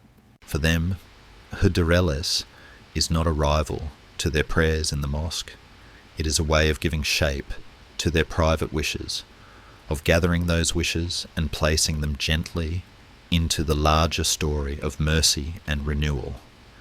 Even those who claim not to believe in such things find their steps drifting toward the usual meeting places that night, drawn more by the promise of shared company and laughter than by any particular ritual. The helpers of this festival begin their work quietly. Women notice fresh leaves on certain trees and silently choose which branches might hold the weight of ribbons and paper. Men collect scrap wood that will feed the evening fires, broken crates, old stakes, bits of branches trimmed from fruit trees. Children are sent to the fountains to fetch extra water, to sweep small clearings where people will gather. A few older women, keepers of small stories no book contains, look through pieces of cloth and leftovers of thread, setting aside those that would make good wish ties. In some houses, people prepare simple foods to share. Bread brushed with oil and sprinkled with herbs, olives in cracked bowls, onions roasted in their skins until sweet. Yusuf's father, remembering his own younger days, insists on buying a little extra flour so they can bring something small, simple round loaves with sesame seeds, nothing grand, but enough to avoid arriving empty-handed. Yusuf watches his father's hands knead the dough slowly, fingers stiff but determined, and feels a familiar mixture of sadness and tenderness. On the afternoon of Hudreles, the sky above Istanbul is a pale clear blue, with a few drifting clouds that look too light to carry rain. Yusuf finishes his work earlier than usual. His master, perhaps remembering his own youth, waves him away with a half smile and a warning not to drink too much coffee if he wants to sleep. Streets that were grey and muddy weeks before now hold patches of wildflowers near walls and in the cracks around fountains. Children's voices are sharper, carrying further. There is a feeling in the air as if the city is pulling its shoulders back after having been hunched for months. Yusuf returns home, helps his father wrap the still warm loaves in a cloth, and then, as evening begins to fall, they step out together toward the fields and open ground near the city's edge, where fires will be lit and wishes whispered. The path to the gathering place is its own quiet procession. Families walk in small clusters, carrying baskets or bundles. Older people walk more slowly. Young ones dart ahead and then back, unable to contain their energy. A few men lead donkeys or mules laden with extra wood or large pots. From a distance, Yusuf can already see figures moving against the dimming sky, like dark leaves swirling before a storm. But this storm is made of people, and its rain will be sparks and laughter instead of water. As he and his father draw closer, the smell of smoke reaches them, thin at first, then thicker, the familiar scent of burning wood that has warmed and fed them through many winters, now transformed into a sign of celebration rather than survival. Several small fires have been built in an open area, a few larger, around which people sit, and a few smaller, low to the ground, arranged in lines.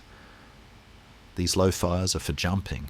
Children gather around them, eyes bright, waiting for the right moment. Some are brave and already bouncing from foot to foot. Others cling to their parents' hands. There are lanterns hung from branches, simple clay lamps placed on stones, their flames trembling in the faint breeze.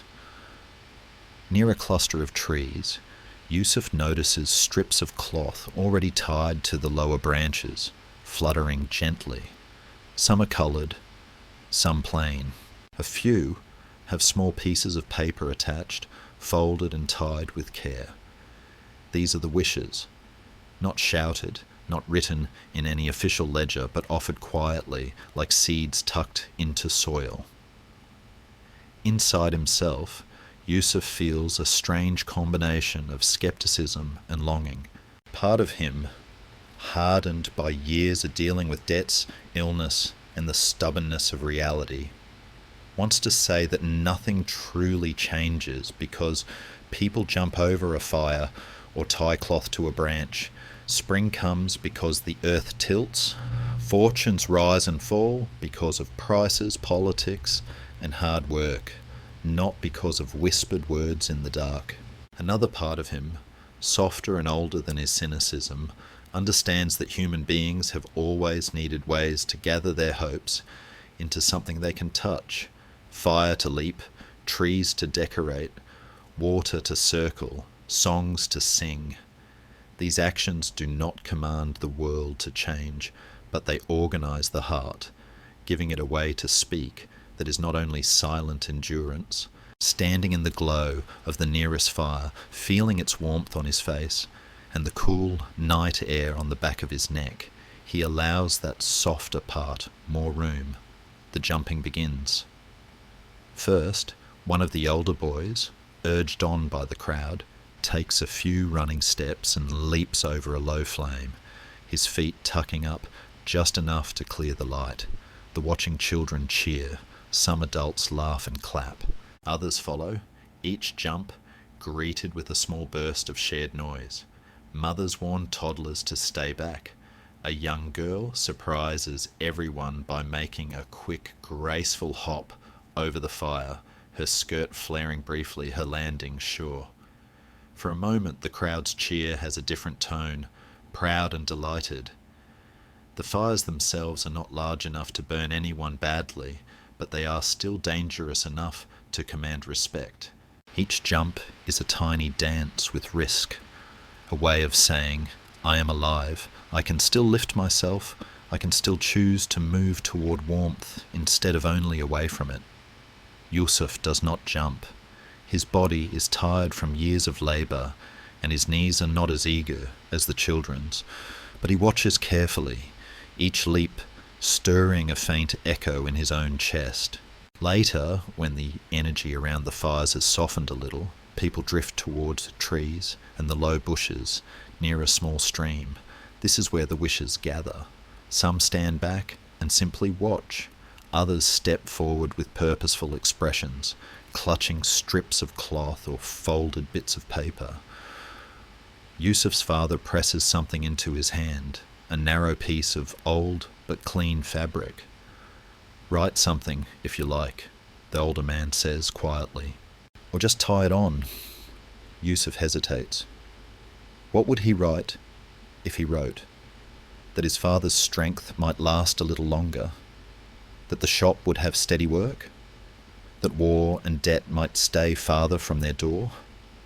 That loneliness would soften its grip on his heart. All of these feel too big and too tangled to fit on a scrap. In the end, he does not write. He holds the cloth for a moment, feeling its texture, the tiny frayed edges, and then walks to a slender branch and ties it there with deliberate slowness. In his mind, as his fingers work, he forms a simple thought, not quite words, more like a shape, a quiet plea for enough light to see the next few steps of his path, whatever they may be. Nearby he hears fragments of other wishes spoken aloud or half-whispered. A woman murmurs for her daughter to find a kind husband. A man asks for rain for his brother's fields. A boy hopes to be chosen for an apprenticeship he dreams of. An older woman, her voice rough with age, simply says, health for as long as it is useful. No one mocks these words. Even those who claim not to believe in such customs stand a little straighter listening to them, as if reminded that beneath all the differences in age, wealth, and temperament, the seeds of desire are remarkably similar. As the night deepens, songs begin. Some playful, some old and plaintive, people sit in small circles around the larger fires, sharing the food they brought, passing plates and cups. The smoke rises, carrying with it the smells of roasted onions, slightly burned bread, and strong tea. Stars appear one by one above, clearer here at the edge of the city than between its tight streets. Yusuf and his father sit on a low stone together, their shoulders almost touching. They eat their simple bread, warm from the carry cloth, and listen to the murmur of many voices layered over the crackle of the flames. At some point, the old man dozes briefly, his head tilting forward. Yusuf watches him with a careful, protective gaze, then gently wakes him when it is time to walk home. On the path back, the fires behind them burn lower, their glow dimming but not yet gone. The branches with their scraps of cloth and paper move in the breeze, a soft shifting constellation of human hope against the darker shapes of leaves. Yusuf glances back only once. In that single glance, the whole evening seems to compress, the children's laughter, the sharp heat of the fire, the cool touch of the fabric under his fingers, the weight of unspoken wishes, the sight of his father's bent shoulders moving steadily ahead of him. The world beyond the city is still uncertain. The Empire's future is still a complicated tapestry of forces he cannot control. Yet for this one night, he has walked in a circle of people who chose to meet the unknown, not with clenched teeth alone, but with small rituals of courage and desire. By the time they reach their street, the night has grown quieter. A dog barks once, and then settles. Somewhere, a baby cries and is hushed. The windows of their home glow faintly with lamplight. Yusuf helps his father inside, closes the door, and for a moment leans his forehead against the cool wood, feeling the echo of the fire still warm in his chest. When he finally lies down, the image that lingers behind his eyes is not of the flames themselves, but of the scraps of cloth stirring on the branches, small ordinary pieces of fabric, made briefly beautiful by the weight of hopes knotted into them, moving gently in a night that smells of smoke, earth, and the first true breath of spring. Tonight you are listening to part 9 of this story, and in this part we follow Yusuf on a quiet morning in early summer as he travels beyond the city walls to experience one of the small rural saints' day festivals. A gentle gathering built not on grandeur or official power, but on memory, gratitude, and the steady heartbeat of village life. After the fires of Hıdrellez and the soft trembling of wishes tied to branches, the season shifts again. Work grows heavier, heat thickens the air, the city presses closer in its anxieties. Rising prices in the market, talk of reforms drifting from coffee houses, soldiers marching through streets with a seriousness that leaves Yusuf uneasy. His father sleeps more, tires faster. The wood shop remains busy, but the tone of the customers has changed. Voices a little sharper, eyes a little more tired. In such a moment, an invitation arrives like a small breath of relief. Yusuf's cousin from a village 2 days away sends word that their annual ziyaret günü, the day of visiting the shrine of their local saint, is approaching, and that Yusuf should come. The older man insists too. He remembers this saint's day from long ago and wants his son to see it once more before time steals the chance. And so, early one morning, Yusuf saddles a borrowed horse and sets off with his father along a dusty road that unspools gently toward the countryside. The journey itself carries its own slow blessings. As they leave the crowded heart of Istanbul, the noise fades. Houses grow farther apart, fields wider, the air clearer. Yusuf feels the tightness in his chest ease with each mile. His father grows more talkative than he has been in months, pointing out orchards he remembers from youth, telling stories of summer storms and nights spent sleeping under the open sky. Yusuf listens, storing each word carefully. It strikes him how these small lanes and fields have their own history, unwritten but deeply held, a history kept alive by the people who know where certain trees were planted, where wells were dug, where prayers were whispered, long before any mapmaker bothered to mark the land. Inside Yusuf's thoughts, however, a familiar conflict stirs. Part of him wonders why people cling to the memory of saints whose real stories have been softened, reshaped, blurred by time. Part of him feels too old, too weighed down by responsibility to believe in the whispers of miracles that survive in these small towns. Yet another part, quiet, tired, and longing for gentleness, hopes that the simple faith of rural people might soothe something inside him that the city's noise only aggravates. He does not seek marvels. He seeks a place where life feels less like a battle and more like a shared walk towards something steady and good. If saints exist anywhere, perhaps they exist most clearly in moments of kindness that leave no name behind. By the time they reach the village, the festival preparations are already underway. The helpers of this day move with the unhurried confidence of people who have repeated the same acts every year. Women knead dough in large wooden troughs, their hands pressing and folding with rhythmic certainty. Young men sweep the courtyard around the small shrine, brushing away fallen leaves and dust. A group of children carries fresh water from the well, their bare feet pattering against the packed earth.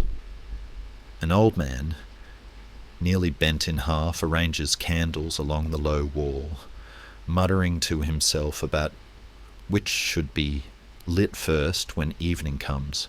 Someone has slaughtered a sheep behind a house, and the smell of simmering meat drifts across the village in warm, savoury waves.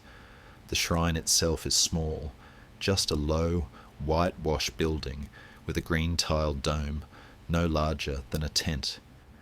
Inside, beneath a plain cloth, lies the tomb of a man the villagers call Hacha Selim Baba. Was he a traveller, a scholar, a dervish who healed the sick, a simple shepherd whose generosity outlived his flock? No one can say for certain anymore, and no one seems bothered by that. What matters is not biography, but the memory of gentleness attached to his name. In a world where cruelty and ambition often roar loudly, the faint echo of one man's kindness seems worth preserving. Yusuf steps inside with his father, breath lowering. The space is cool, dim, scented with old wood and a hint of rosewater, sprinkled by the caretaker. People whisper prayers, not loud pleas, but soft expressions of longing for health, for rain, for peace within families, for protection on uncertain roads. Yusuf stands silently beside his father, letting the hush settle over him like dust that cleans rather than dirties. As midday approaches, the festival blossoms. Long cloths are spread beneath the shade of mulberry trees. Pots are carried out, ladles dipped, bread passed hand to hand. This is not a feast of luxury, it is a feast of sharing. Those with more contribute more. Those with less contribute hands and stories. The food is simple: rice, stewed meat, vegetables cooked until tender, bread still warm from the fire. But the taste is softened by the sense of being part of a whole. Yusuf eats beside strangers and cousins, listening to the rise and fall of conversation. People speak of the spring's early warmth, of distant relatives, of village disputes resolved, of lambs born too early, and fields that might yield well this year if the rain cooperates. He hears no talk of imperial politics here, no anxious weighing of alliances or debts. These people live close to the soil. Their concerns are as old as farming itself. And yet, beneath their words, he senses something universal. The desire for stability, for kindness, for life to continue without sharp fractures. After the meal, as the sun begins to soften, children gather near a small stream. Tradition says that if you toss a pebble across it and make a wish before it sinks, the wish will carry just a little farther in the coming year. Yusuf watches laughter ripple through the group as pebbles skip clumsily, sending rings across the water. His father sits nearby on a low stone, resting, watching with quiet eyes. For a moment, the sight of the old man beneath the shade, lips curved in a faint smile, fills Yusuf with a tenderness so strong it almost hurts. He has watched this man grow smaller each year under the weight of age. Today, under the soft touch of festival, he looks briefly restored. Before dusk, the villagers return once more to the shrine for a short recitation. The imam's voice drifts over them, steady and warm, speaking not of miracles or fear, but of the value of living gently, of finding strength in community, of remembering the goodness of those who came before. Yusuf's father closes his eyes, lips moving in silent prayer. Yusuf bows his head too, not because he believes the saint will grant him anything directly, but because standing here, surrounded by people whose hopes are simple and sincere, feels like a balm for the restless corners of his heart. When evening finally settles, lamps are lit around the shrine. Their small flames glow like fireflies caught in bowls. Music begins, not the loud, complex kind heard in city festivals, but a soft melody played on a reed flute, its notes slow and wandering. Women gather their children. Men speak in lowered voices. The shadows grow longer. Yusuf and his father step away from the crowd, walking to the edge of the village where the fields stretch toward the darkening horizon. The air smells of grass and warm earth. Fireflies drift lazily above the ground, blinking their quiet signals. Yusuf stands there, breathing the cool air, feeling the day settle inside him. He does not know whether the empire's troubles will grow or lessen, whether he will face hard years ahead, whether his father will see another spring. But he knows this: for one full day, he has seen a community turn its worries into offerings, turn its memories into shared strength, turn an old name into a resting place for hopes too fragile to say aloud in louder company. And when he closes his eyes for a moment, the image that lingers is not the shrine itself, but the sight of fireflies drifting over the darkening fields, soft points of light moving steadily through the dusk, each carrying a tiny glow that looks, from a distance, like the gentlest form of prayer. Tonight you are listening to part 10 sheet of this story, and in this part we follow Yusuf into the shimmering evenings of the Horn Tulip Gardens by the Bosphorus. Nights of light and colour that promise beauty and ease, while quietly revealing how delicate and fleeting such splendour can be. By the time these tulip nights enter his life, Yusuf is no longer young, but not yet old. His hair has begun to show the first grey threads at the temples. The lines around his eyes have deepened from years of squinting at wood grain and listening intently to others. His father's strength has faded further.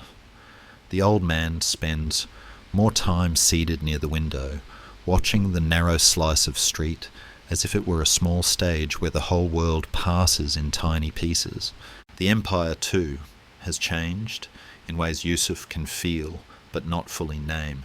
He hears more about European fashions, about embassies and their curious entertainments, about new tastes among the elite, porcelain, exotic fabrics, gardens designed not only for utility but for pleasure.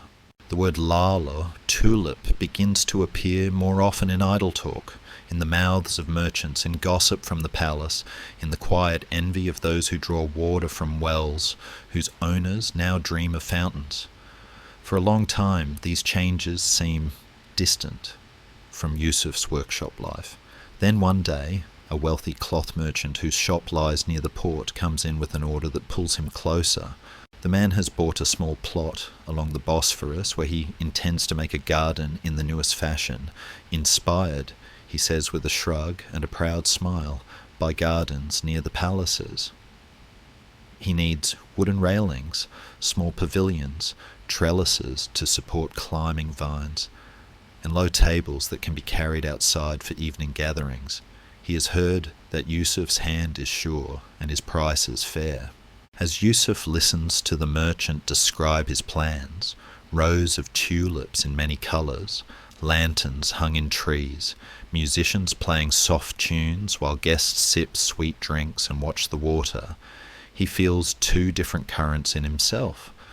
One is a craftsman's excitement. Gardens mean work, careful measurements, curved rails, carved posts. The idea of his pieces standing under the open sky, touched by sea breeze and lamplight, stirs a quiet pride. Another current is more cautious, even uneasy. He thinks of his father's stories of simpler days, of neighbours who already talk about rising rents because land is being bought for pleasure villas, of workers paid late because their employers have spent too freely on parties. He wonders if these tulip-filled nights are a sign of the empire's liveliness or of its restlessness, a way of forgetting its worries or a way of ignoring them.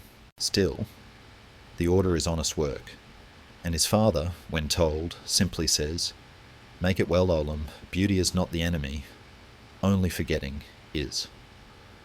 The helpers of this new world are different from those of the Surrey caravan or the village shrine, but just as necessary. Gardeners bring in bulbs from different regions, arranging them by height and colour, like lines in a poem.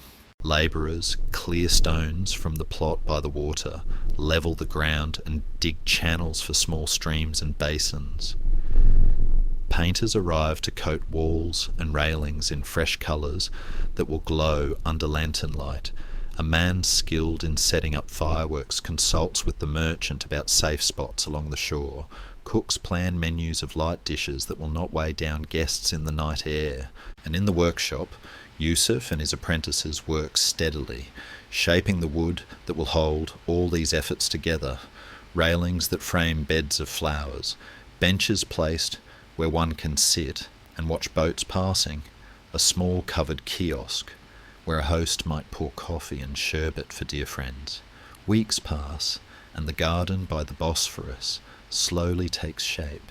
The first time Yusuf visits to oversee the installation of his pieces, he arrives in the late afternoon, when the light lies low over the water like a thin sheet of gold. The garden is modest compared to the grand palace grounds he has glimpsed from afar, but to his eyes it feels remarkable. Tulips stand in careful rows, and curving beds, red, white, pale pink, deep purple, almost black, striped like tiny flames. Their petals catch the breeze, bowing and lifting in a slow, polite dance. Small paths wind between them, edged with smooth stones. The wood Yusuf has shaped now lines the edges. Railings composed of slender, repeating arches, posts topped with simple carved flowers that echo the real ones below. He runs his hand along one rail, feeling the familiar texture of his work, and experiences a quiet joy in seeing it surrounded by so much colour. As evening deepens, servants move through the garden, lighting lanterns hung from trees and poles. Their flames flicker to life one by one, pushing back the blue of gathering dusk. Reflections appear on the surface of the Bosphorus, tremblings of gold and red that stretch and break with each small wave. Guests begin to arrive. Men in fine robes and jackets, their fabrics richer than anything Yusuf has ever worn. Women in carefully arranged garments and veils, their steps light on the garden paths. Laughter and low conversation float into the air, braided with the soft plucking of an oud and the sigh of a ney flute. Yusuf has finished his work for the day, but the merchant invites him, out of gratitude and perhaps a bit of pride in his own taste, to stay and see the garden in full life. Yusuf, unused to such company, stands near the edge with a cup of sherbet in his hand, half guest and half worker, watching. Inside him, the old conflict stirs again. There is no denying the beauty of what he sees. The tulips, lit from below by hidden lamps, look almost unreal, their colours deeper and more mysterious in the half-dark. The guests, freed for a few hours from talk of taxes and duties, relax into softer expressions. He hears snatches of poetry recited, of jokes told gently rather than sharply, of plans for future evenings by the water. The musicians' notes drift over the surface like small boats. The world, for this short time, feels light, yet Yusuf also feels the weight of questions. How much did these bulbs cost? How many days' wages are contained in each glass of imported drink, each embroidered cushion? Are these nights a reward for honest effort, or a sign of imbalance that will one day tilt too far? He does not know. He only knows that he can hold both feelings at once: gratitude for being allowed to see such loveliness, and unease that such loveliness stands on ground he cannot fully see. As the night deepens, fireworks are brought out. They are not like the quiet sparks of Hudurele's fires. These are sudden flowers of fire flung high into the sky. With a crack and a hiss, light explodes above the garden in brief bursts, white, red, green, reflecting in the Bosphorus like opening and closing eyes. The guests cry out softly, then laugh, applauding the man who arranged the display. For Yusuf, the fireworks feel both wonderful and unsettling. Their beauty is undeniable, but their lives are so short. A rush upward, a flower of brilliance, then darkness and a thin trace of smoke. He finds himself comparing them to the tulips below, quiet, rooted, also short-lived, but sustained by soil and water. One kind of beauty is loud and vanishing. The other is gentle and slow. He wonders which kind his city is choosing more of these days. Later, when the music turns softer and conversations drop into more intimate tones, Yusuf slips away to the edge of the garden. From there he can see the length of the Bosphorus, dotted with the faint lights of other gardens and houses. Somewhere upriver, the palace grounds lie, holding their own more elaborate versions of this same scene: tulips, lanterns, laughter masking worry. Downriver, simpler homes cluster near the water, their lamps fewer but no less earnest.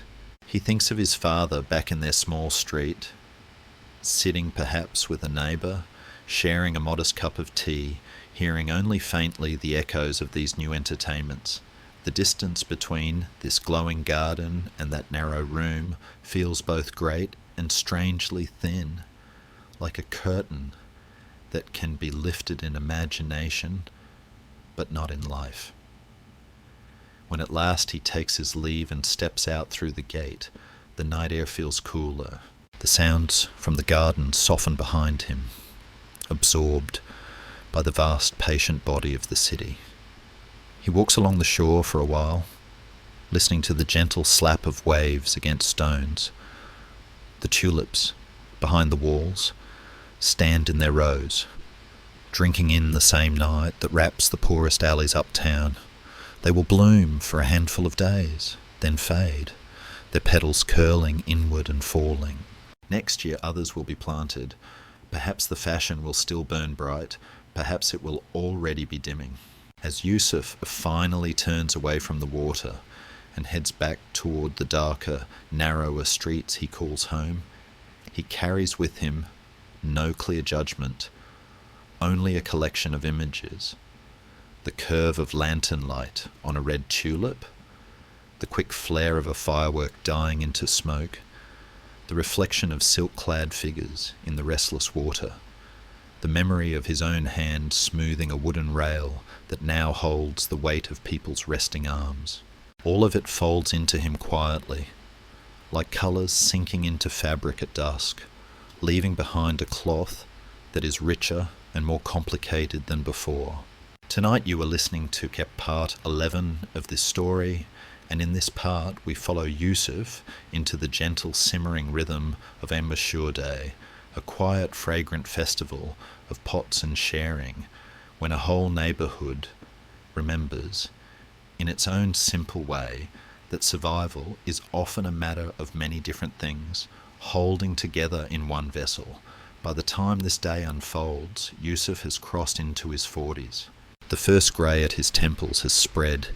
His hands are still strong, but they ache more quickly at the end of a long day in the workshop. His father has grown smaller, his back bent, his steps slow and careful. The world beyond their narrow street feels more unstable than ever. Merchants in the market talk of debts and foreign loans. Soldiers mutter about changes in pay and uniforms. Gossip in the coffee houses circles around reforms that promise much and threaten much. Sometimes Yusuf feels as if he is living inside a house where the foundations are being quietly altered while everyone still sleeps in the rooms above. Yet within the walls of his own quarter, other, older rhythms still hold. One of them arrives each year with little fanfare, announced not by drums or proclamations, but by the smell of dried fruit and wheat and sugar being prepared. Ashura, the Noah's pudding, the thick sweet dish cooked in remembrance of survival after a long storm, and shared in spoonfuls that carry more than just flavour. The story attached to Ashura is one Yusuf has heard in many versions. Some say it recalls the day when Noah's Ark finally came to rest, and those on board cooked a meal from whatever remained in their stores: grains, beans, nuts, fruits, all mixed together into one pot of gratitude. Others connect it with different memories and sorrows in the long history of faith. What they share is this: the idea that after hardship, after hunger and fear, after long waiting, there comes a moment when scattered, humble things are gathered and turned into something that can be eaten, shared, blessed. As a boy, Yusuf knew Ashura only as an unexpected sweetness offered in little bowls at neighbours' doors. Now, as a man carrying his own collection of storms inside him, he feels the story differently. He no longer looks for miracles that erase danger. He looks for the quiet skill of those who can take a handful of what remains, broken grains, odd bits of dried fruit, cracked nuts, a little sugar, and turn it into a taste that says, "We are still here." The helpers of this day are, as always, mostly women and older men who know their way around pots and patience. Days before, dried chickpeas and beans are sorted, rinsed, set to soak in large basins. Wheat is checked carefully, stones picked out one by one. Dried apricots, raisins, figs, and prunes are taken down from shelves, their wrinkled skins holding the memory of earlier sun. Walnuts and hazelnuts are shelled. Pomegranate seeds will be stirred in at the end if the fruit is affordable this year. In Yusuf's own home, his father insists on contributing, though his strength allows only small tasks.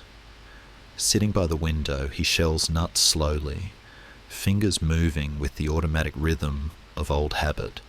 The sound of shells cracking and kernels dropping into a bowl becomes a kind of gentle percussion in the small room. Yusuf watches him, torn between wanting to take over and wanting to honour the old man's need to still be useful. He settles for placing the bowls closer, for sweeping fallen bits from the floor, for listening to the stories his father tells as his hands work, stories of Ashur days in his childhood, when ingredients were fewer but sharing felt richer. On the morning itself, the street seems to wake earlier than usual. From many doorways, the faint clatter of big pots being set on stoves or braziers echoes like small bells. In some homes, ashur is cooked on a low fire in the courtyard. In others, on the simple indoor hearth. Yusuf steps outside to fetch water and pauses. The air is already filled with a blend of scents, boiling wheat, softening beans, the first hint of fruit being added. It is not a sharp or showy smell. It is warm and round, like someone humming under their breath while they work. Back in his kitchen, the pot his father has insisted they borrow from a neighbour sits sturdy over the flame. The mixture inside thickens slowly, small bubbles rising and breaking, sending up breaths of steam that fog the small window for a moment at a time. As Yusuf stirs, the wooden spoon moving through the heavy pale mass, studded with fruit and grains, he feels the odd comfort of the resistance, a reminder that some good things are meant to take effort, that sweetness can be weighty and still be welcome. Inside him, as the ashur thickens, his own thoughts move in circles. He thinks of all the festivals he has watched, the loud ones with cannons and fireworks, the solemn ones with coffins and prayers, the playful ones with fires and wishes. This day is different. No official has ordered it. No ruler attends it. There are no banners. Yet it may be one of the most quietly powerful he knows, because it happens mostly in small spaces between ordinary people, with no audience except those who are close enough to knock on a door. He thinks about the mixture in the pot. Grains from fields beyond the city, beans from distant markets, sugar perhaps brought on a ship whose sailors spoke other tongues, fruits dried under different suns, all of them now lost as separate shapes in a common thickened sweetness. He wonders if an empire is not unlike this, a constant simmering of different peoples, languages, customs, sometimes threatening to burn at the bottom if neglected, sometimes comforting when stirred carefully and shared fairly. When the ashur is finally ready, it is poured with care into many small bowls, some chipped, some smooth, all pressed into service. His father sprinkles each surface with a few reserved nuts and, where possible, a scattering of jewel-like pomegranate seeds. The effect is simple but beautiful. Pale, shining pudding dotted with tiny islands of red and brown. Then comes the part that gives the day its true shape. The bowls are not meant to stay in the house that cooked them. They are meant to travel. Yusuf takes a wooden tray. His father places bowls upon it with the seriousness of someone arranging offerings on an altar, and together they step out into the street. The act of distribution turns the narrow lane into a quiet procession route. They go first to the nearest doors. The widow, whose son is away with the army. The family that has been struggling since the father fell ill. The young couple with the new baby who cries through most nights. At each stop, the same gentle ritual unfolds. A knock, a pause, a face at the door, puzzled and then softening as they see the tray. A small exchange. We made some ashur. Will you accept? May God accept it from you. May your pot never be empty. Hands receive the bowl as though it were heavier than it is, as though they can feel not just the warmth of the pudding, but the hours of soaking and stirring, the cracked shells, the frayed fingers behind it. As they move farther along the street, Yusuf notices how many other trays are also in motion. A boy hurries by, careful not to spill. Two sisters share the weight of a tray between them, laughing as they argue over which door to visit next. An old woman carries just one bowl, balanced between both hands. intending it for the neighbour who once helped her when she was too sick to stand. The direction of the gifts flows in all ways at once, from rich to poor, from poor to rich, between equals, between those who rarely speak. By the time the day is half done, it has become impossible to say who has given more and who has received more. The street, once just a collection of adjacent houses, feels like a single body, with sweetness circulating through its veins. When Yusuf and his father finally return home, their own tray is empty. In its place on the kitchen shelf stand bowls that are not theirs, each bearing someone else's version of a shur, slightly different in thickness, in sweetness, in the combination of fruits and nuts. Some are richer, some plainer, but all carry the same quiet message. We remembered you. They sit and taste them one by one, commenting on small differences, smiling at familiar signatures. For a moment, even the worries that have lately gnawed at Yusuf, the thinness of work, the unsettling news from beyond the city, fade into the background, not gone, but gentled, like a sharp flavour softened by being mixed with many others. Later, when the pot has been scrubbed clean, and the last light of the day lies like a thin golden stripe along the top of the opposite wall, Yusuf steps outside alone. The street is calm, washed of movement, but somewhere, behind the walls, he knows that spoons are clinking softly against clay, that mouths are tasting the same thick sweetness, that hearts are feeling, even if only dimly, a sense of being connected by more than shared fear. The air smells faintly of sugar and grain and cooled stone. Above, the sky is a deepening blue, holding its own quiet mixture of light and coming night. Yusuf stands there, breathing slowly, feeling as if he, too, is a kind of pot that has been stirred all day. Old griefs, current worries, tender joys, all moving together in one vessel that is still, somehow, holding. Tonight you are listening to Sais, part 12 of this story. And in this part we follow Yusuf into a Winter Candle night. A holy lamp night when the streets are wrapped in cold and darkness, but mosques and coffee houses glow with small stubborn circles of light, and words themselves become a kind of quiet festival. Winter has settled over Istanbul with a firmness that leaves no doubt. The wooden houses creak in the night. The wind slips through the smallest cracks. The stones of the streets hold the cold like a remembered insult. Yusuf is in his mid-40s now. His beard is threaded with grey. His back sometimes aches after a long day bent over wood. His father's steps are shorter, his naps longer. The wider world feels sharper too.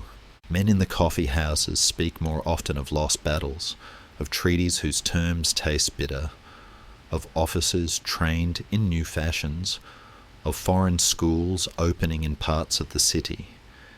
It is as if the empire itself has caught a chill and keeps waking in the dark, unsure whether it is getting better or worse. Yet, in the middle of this winter, one small tradition returns with its own steady warmth, the Kandil, one of the holy nights when minarets bloom with extra lamps, when people bake simple sweets, when prayers lengthen and voices soften. On this particular Kandil, snow has begun to fall in the afternoon and has not yet stopped. By evening, the roofs and domes wear pale caps. The narrow streets lie under a thin blanket that muffles footsteps. Yusuf stands at the window watching the slow dance of flakes under the lamp outside. His father sits nearby, wrapped in a blanket, rosary beads moving between his fingers with absent rhythm.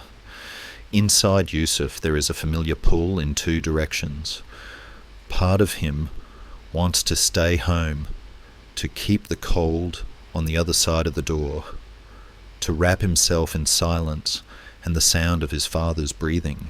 Another part feels an ache for company, not noisy, not wild, but shared warmth, the sense of being one voice among others on a night when the world outside feels a little too large and indifferent, when the muezzin's call for the evening prayer drifts in, slightly blurred by the snow. His father looks up and says, "Go to the mosque, Olam, then go sit a while in the coffee house. Candle nights are not meant to be swallowed alone."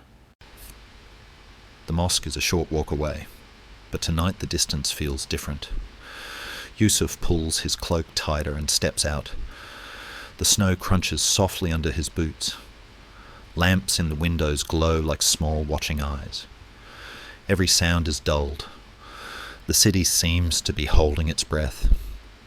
As he reaches the open space before the mosque, he stops for a moment, caught by the sight.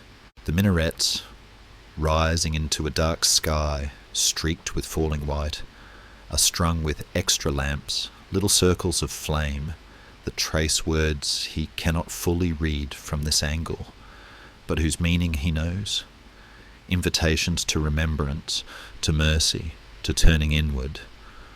The building itself seems to float in a soft haze of light reflected from snow. People move toward it in low, dark shapes, their breath visible as brief ghosts. Inside, the air is warmer, thick with the smell of damp wool, old wood, and the faint perfume of oil from the lamps. The carpets are dotted with melted snow from boots. Men stand, bow, prostrate themselves in long lines. The Imam's voice is steady, reading verses that speak of forgiveness, of chances given again and again. Yusuf prays with them, but his mind does not stay entirely on the words. It drifts around the room, settling on faces. An old neighbour whose hands now tremble. A young man with worry in his eyes that seems too heavy for his age. A boy yawning and trying not to be seen.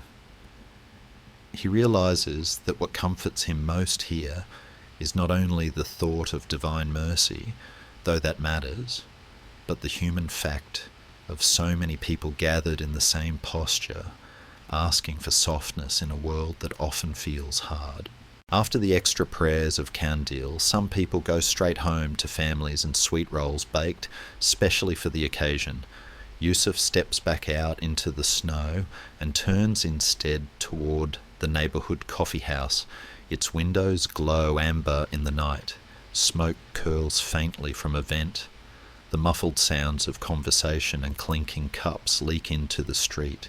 Pushing open the door, he is met by a wave of warmth. Heat from the brazier in the centre, the smell of coffee and damp wool, the soft crackle of burning wood.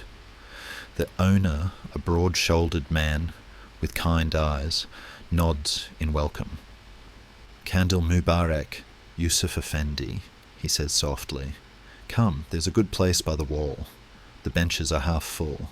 Some men hold rosary beads, others cradle tiny cups of coffee. A few have plates with simple kandil simadi, round sesame breads bought on the way here." The room is quieter than usual.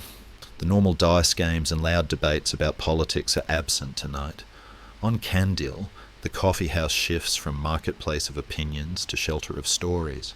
In a corner, near the brazier, sits the peace medda, the storyteller, a man Yusuf has known by sight for years. He is not a young performer full of tricks, but an older one with deep lines in his face and a voice that can move from rumbling to soft with the ease of long practice. He has come especially for this night, invited by the owner as a living gift, something gentler than music, something more intimate than a formal sermon. A simple stick rests by his knee. A kerchief is tucked into his belt. These will become his props. Inside himself, Yusuf feels his tiredness settle in a different way. All day, his thoughts have circled like restless birds around rumours of new decrees, around the thinness of this year's work, around the fragility in his father's face. Here, facing the medda, he feels invited to lay those thoughts down for a while, not to forget them entirely, but to let them loosen. At the same time, another part of him resists. He is old enough to know that stories can be used to soften people's questions, to lull them when they perhaps ought to stay awake. He wonders, almost offensively, whether listening to tales of old times tonight is a retreat or a necessary rest. Yet he stays seated, hands wrapped around the warm cup the owner has placed before him, and waits. The storyteller begins, without fanfare, his voice low enough that the room must lean in. He tells, at first, a short humorous tale, a fool who misunderstands a simple instruction, a pompous man gently humbled. Laughter ripples through the room, soft but real, like the first cracks in ice over a pond. Then the Meda's tone shifts. He uses his stick as a staff, his kerchief as a turban, changing his posture slightly to become a traveller from long ago, a man who walked to Mecca in the days when caravans were fewer, who got lost in a storm and found shelter in the house of a stranger. In his story, the stranger is poor but generous, sharing his last bread. Their talk by candlelight turns to fears and hopes that sound very much like the ones echoing in the room tonight. Worries about food, about children, about the future of the lands they love. As the tale unfolds, the coffee house grows very quiet. The only sounds are the storyteller's voice, the faint hiss of the brazier, the occasional clink of a spoon. Yusuf feels himself drawn along, not by drama. There are no battles or miracles here, but by recognition. The traveller in the story discovers, in the stranger's house, that what keeps people from drowning in hardship is not heroic acts, but the simple decision to share warmth, to speak honestly, to remember that hospitality is a kind of worship. The storm outside the house in the tale has its twin in the storm of snow beyond the coffee house walls, and in the less visible storms shaking the empire. The room hears this without needing it explained. Heads nod almost imperceptibly. Later, the meta shifts again, telling an old story of the city itself, of a time when a fire swept through a quarter, and people rushed not only to save their own belongings, but to rescue books from a small library, to carry water to neighbours, to make a rough kitchen in the street until homes could be rebuilt. He does not name any sultans, he does not speak of foreign ambassadors, he speaks of bakers and porters, widows and apprentices. His tales turn the idea of festival inside out. Instead of great planned spectacles, he shows nights when ordinary people turned necessity into shared ritual, cooking in common pots, telling stories to keep fear away, singing quietly over embers. Yusuf sits and listens, the warmth from the brazier seeping into his cold feet, the warmth from the stories seeping into something colder and deeper inside. He realizes that this candle night, with its extra lamps and extra prayers, is not only about remembering distant holy events, it is also about giving people a reason to gather in the dark, to light both lamps and words against the heavy silence that can settle when fear and fatigue grow thick. The coffee house, in its own modest way, has become part of the festival. The cups, the simmet, the low benches, the storyteller's stick, they are as much the material of the night as the oil in the mosque lamps. When at last the meta brings his tale to a close, he does it gently, with an image rather than a lesson. Two men in an old story, sitting by a dim flame, listening to the wind outside and agreeing, without great declarations, simply to keep sharing whatever they have as long as they can. The room stays quiet for a moment after his last word, as if the story still has a little distance left to travel in the air. Then someone clears his throat, someone else murmurs, Allah Raza olsun. A few coins are slipped toward the storyteller with respect, but without fuss, Conversations resume, softer than before. When Yusuf steps back out into the street, the snow is still falling, but more lightly. The prints he made on the way to the mosque are half filled. The world looks blurred at the edges, as if drawn in soft charcoal. Through the open door of the mosque, he can see a few latecomers praying in the lamplight, their shadows long on the carpet.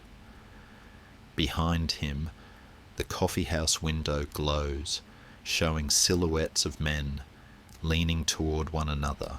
He pulls his cloak close and begins the walk home, his breath rising in small clouds. The city is the same city it was that morning. Its debts have not vanished. Its political worries remain. His father's age has not reversed. Yet the night feels different now. It feels inhabited, not just by cold and stone and snow, but by the thin, strong thread of voices still choosing to speak gently to one another in a warm room, beneath a sky pricked with a few brave stars. As Yusuf reaches his own doorway and pauses with his hand on the latch, he looks up once more. Snowflakes drift silently across the face of the moon, catching a little light before they fall. For a brief moment the whole city seems like a coffee house nestled inside a larger, darker space, its lamps small but real, its stories rising like steam from cups, curling upward until they disappear into the winter night. Tonight you are listening to part 13 of this story, and in this part we follow Yusuf to a wrestling festival on the outskirts of Edirne, a sun-drenched gathering of strength and pride, where oiled wrestlers circle one another on the grass, while drums and flutes stir old memories of what courage and rivalry used to mean. By the time this festival comes into his life, Yusuf is in his late 40s. His hair has grown salt and pepper, the skin on his hands is rough and lined, but still steady. His father no longer leaves the city. Stairs and jolting carts are too much now. So when a distant cousin writes from Edirne, inviting Yusuf to visit during the great wrestling days, the old man simply smiles and says, "Go, Olam, bring back the dust and the stories." For Yusuf, the invitation touches something he has been trying not to name, a growing awareness of his own limits. Years of work and worry have tightened his shoulders, thinned his patience.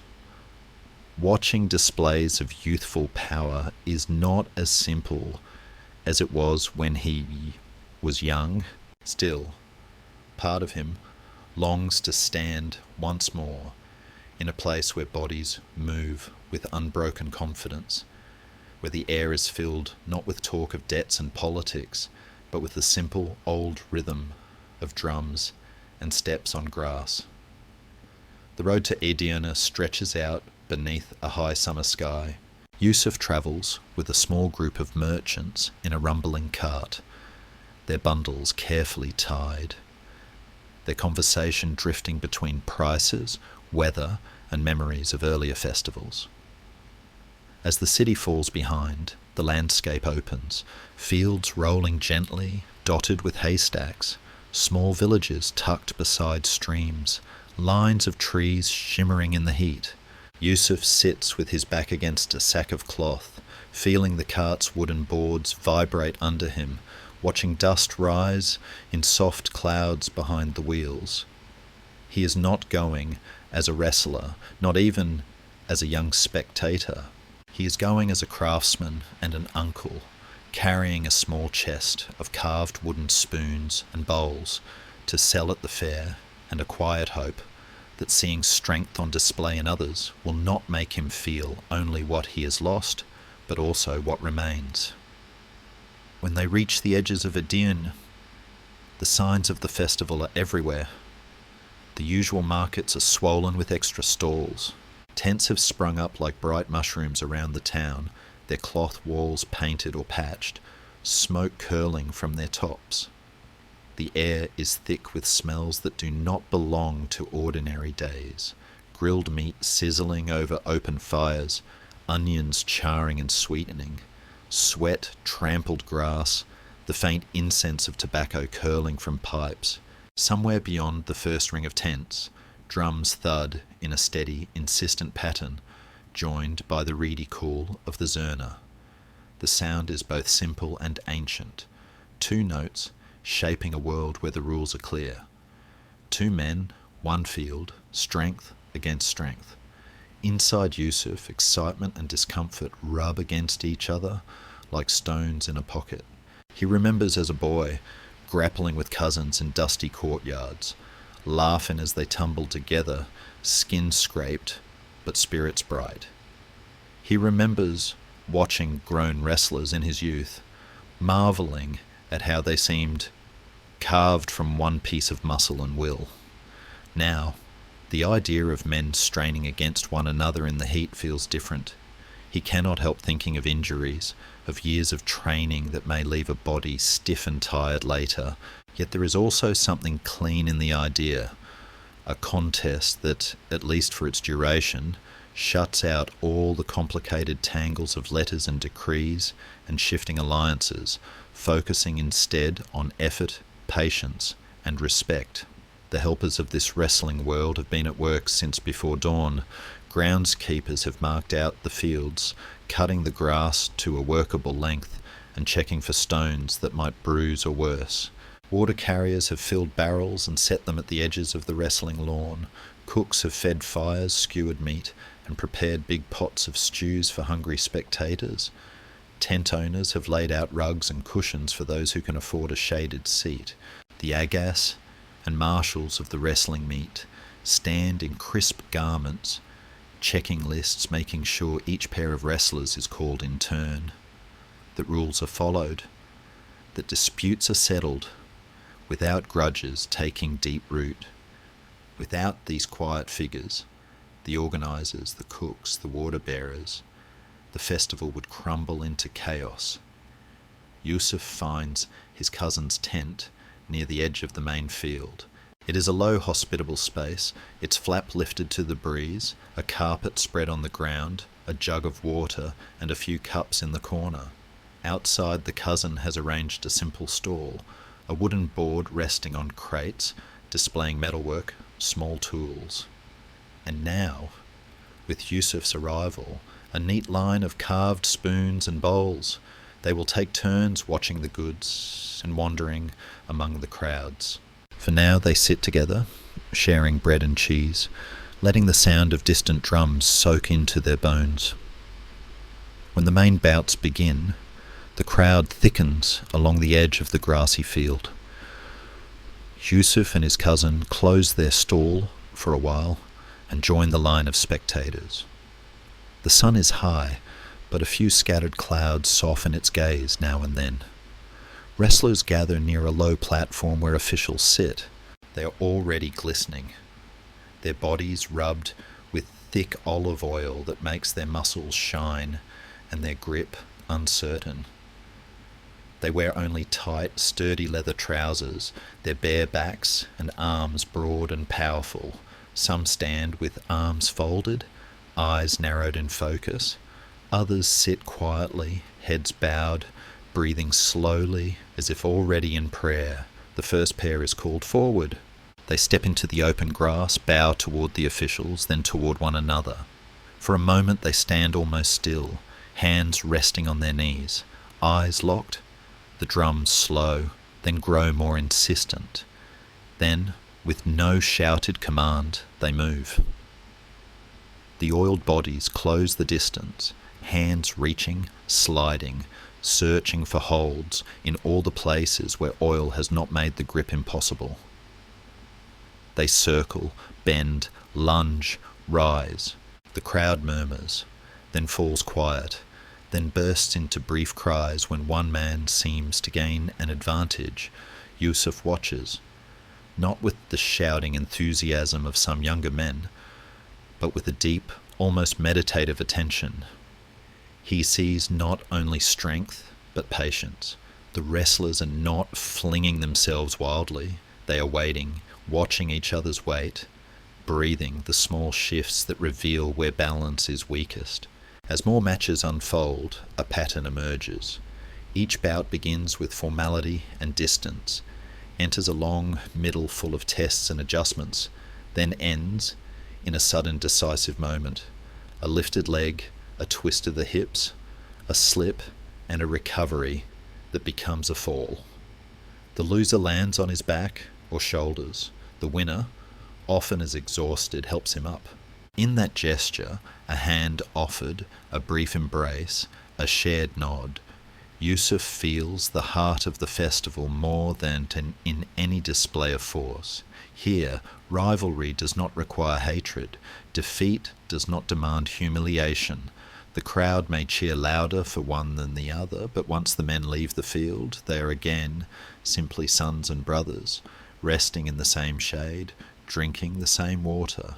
There is one match that stays with Yusuf long after others blur. An older wrestler, his hair already streaked with grey, steps into the field to face a younger, thicker man whose reputation, the cousin whispers, has been growing. The difference in their bodies is clear even from a distance, youth's fullness against age's carved hardness. When they bow to one another, Yusuf feels something inside him tighten. He cannot help seeing himself in the older figure. The careful movements, the likely awareness of limits, the knowledge that this may be one of the last times he will stride into such a ring. The bout begins slowly. The younger man presses forward, testing, eager to prove his strength. The older man yields just enough, letting attacks glance off, conserving energy, letting the grass and the tilt of the ground do some of the work. Minutes stretch, sweat and oil turn their backs into shining maps of effort. Once, the older wrestler stumbles, and a murmur runs through the crowd. He recovers, jaw tight, and they continue. Yusuf finds that he is holding his breath more often, fingers digging softly into his own palms. He doesn't know which man he truly wants to win. Part of him longs for the older one's victory, a small defiance against the relentless march of time. Another part knows that if youth never triumphs, the world cannot move forward. In the end, the victory is narrow.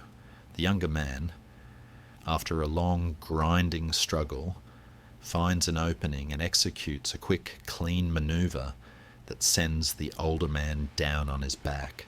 The crowd roars, then sighs, then claps. There is disappointment and relief tangled together in the sound. Yusuf watches the older wrestler lie there for a heartbeat, chest heaving, eyes closed, as if listening to something inside himself that no one else can hear. Then he opens his eyes, accepts the younger man's offered hand, and rises. The two embrace briefly, foreheads almost touching. Whatever words are spoken are lost in the noise, but the gesture rings clear. The older man lifts the younger's arm toward the officials, acknowledging the win. The younger man bows his head slightly in return, acknowledging the path the older one has walked. For Yusuf, this moment presses gently but firmly against his own fears. He feels the ache in his back, the stiffness in his fingers, the weight of years spent carving and carrying. But he also feels, unexpectedly, a kind of peace. Watching that embrace, he senses that there is a grace in knowing when to lean into experience, rather than trying to pretend one is still invincible. There is dignity in stepping back without bitterness, in letting younger hands carry more of the load, in finding joy in the shape of the game, rather than only in winning it. As the day lengthens, the heat deepens. Some spectators retreat to tents, others nap briefly on patches of shaded grass. The drums never cease entirely, only thinning and thickening like a living pulse. Merchants return to their stalls in waves, selling food, cloth, tools, trinkets. Yusuf and his cousin take turns, handing spoons to curious fingers, explaining the grain of the wood, accepting coins that feel slightly softened by the warmth of so many palms. Children pass with sticky hands and bright eyes, reenacting small wrestling moves in their play, their bodies still unaware of the weight time will one day add. By the time the last matches are fought and the evening call to prayer floats over the fields, the sky has turned a deep, rich blue. The trampled grass of the wrestling ground bears the marks of the day, flattened patches, dark stains where sweat and water have soaked in, shallow grooves where feet dug for purchase. People begin to drift back toward their tents and lodgings, voices low, bodies tired in a satisfied way. Yusuf stands at the edge of the now empty field for a moment, his cousin beside him. The drums have fallen silent at last. In their absence, he hears other sounds, the chirring of insects waking in the cooler air, the distant bark of a dog, the murmur of men washing at a communal fountain. He looks at the open grass, at the low hills beyond, at the faint line of trees silhouetted against the last light. The image settles in his mind, broad and calm, a patch of earth that has just held, for a whole day, the concentrated effort of many bodies pushing their limits, then letting go. A place that will soon be only grass again, dew wet in the morning, visited once more by quiet animals and drifting birds, as if the shouts and drums and struggles were only a story told briefly under a generous, unblinking sky. Tonight you were listening to part 14 of this story, and in this part we travel with Yusuf to a great craft and trade fair in Bursa, a bustling festival where guilds from many cities gather to show their best work, and where Yusuf must face what it means to be an aging craftsman in a world that is beginning to change its tastes and its loyalties. It is some time after the wrestling days near Edirne. Yusuf is near 50 now. His beard is mostly grey. His shoulders, though still broad, carry the quiet stoop of a man who has bent over wood and worry for many years. His father no longer walks far, spending most of his time in a low chair by the window, eyes following the rhythm of street life like someone reading a familiar book.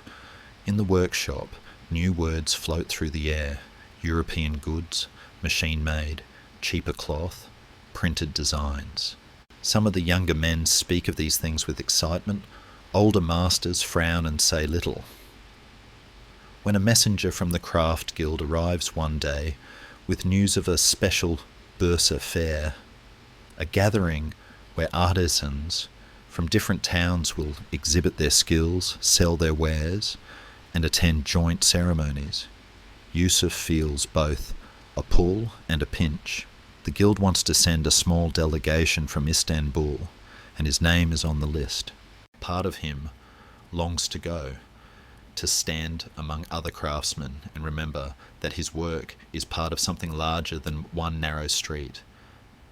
Another part whispers that he may find their only proof of his own fading place, surrounded by brighter, fresher hands. Still, he goes. His father, when told, nods slowly and says, "You have spent your life shaping wood you could touch. Now go see the shape of our craft as a whole, even if it is changing. Bring back what your eyes can carry." The road to Bursa winds through familiar and unfamiliar landscapes, over hills where low clouds brush the tops of trees, past villages where children wave at the passing caravan of wagons and riders, through valleys where river mist clings to the morning like a thin shawl. Yusuf travels with other guild members, dyers, tanners, metalworkers, weavers. They sit in the same carts, sharing bread, olives, and stories. Some talk with bright, almost stubborn pride about their craft. Others worry aloud about the rumours that foreign fabrics and tools are slipping into the markets, undercutting their prices. Yusuf listens more than he speaks, his thoughts moving between gratitude for still being considered part of this circle and a quiet ache that so much of what he loves may be entering its last strong season. Bursa itself seems to breathe with a different rhythm than Istanbul. Nestled among green hills, its air is softer, its streets, though busy, feel closer to earth. Yet today, as the fair begins, it pulses with an unusual energy. Banners flutter above the main square, stalls overflow into surrounding streets, bright cloths stretch between buildings to give shade where the crowds will be thickest. The fair is not only a market, it is a celebration of craft, a kind of festival where work and pride and entertainment mix. The poor helpers of this gathering have been at it for weeks.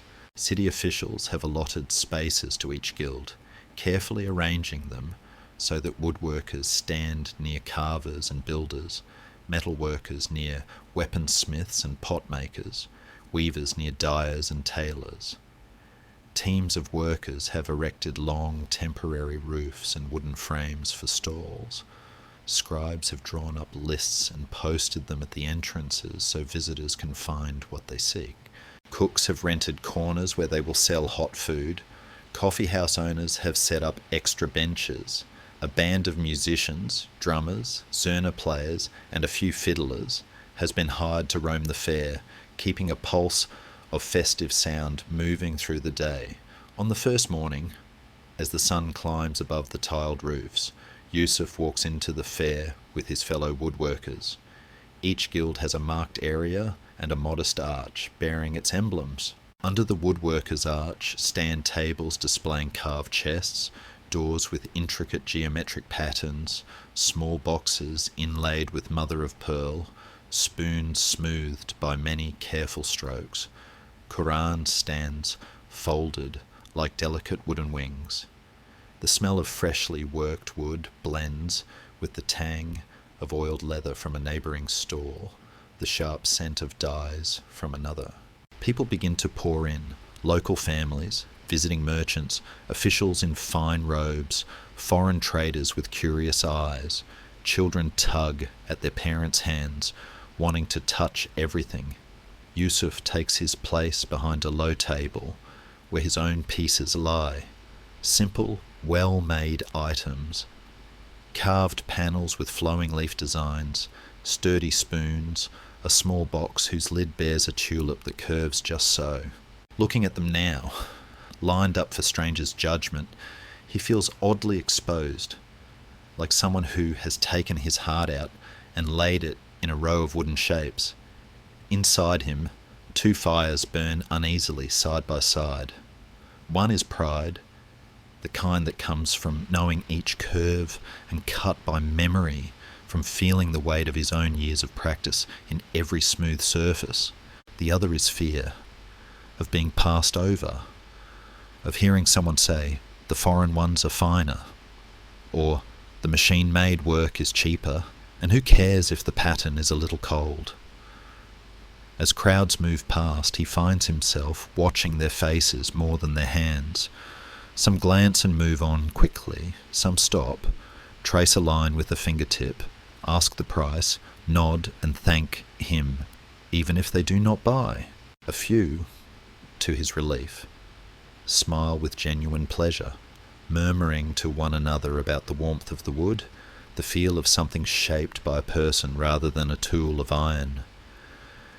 Each such exchange eases the knot inside his chest a little, though it never fully dissolves. Throughout the day, the fair itself becomes a living festival. Musicians weave through the stalls, their drums and flutes setting a walking rhythm. A storyteller claims a small open spot under a tree, gathering a loose circle of listeners between purchases. Jugglers and acrobats take advantage of any gap in the crowd to toss balls or balance on hands, drawing brief bursts of laughter that rise above the steady murmur of bargaining and gossip. Guilds from different cities greet one another, some with cautious courtesy, others with the warmth of old comrades. Old rivalries flicker but do not flame. Today, competition is wrapped in celebration. A group of young apprentices from one town challenges another group to a friendly race in fitting joints or tying knots. Older masters watch, smiling despite themselves. In the middle of the afternoon, the guild's joint ceremony takes place in a large open space near the centre.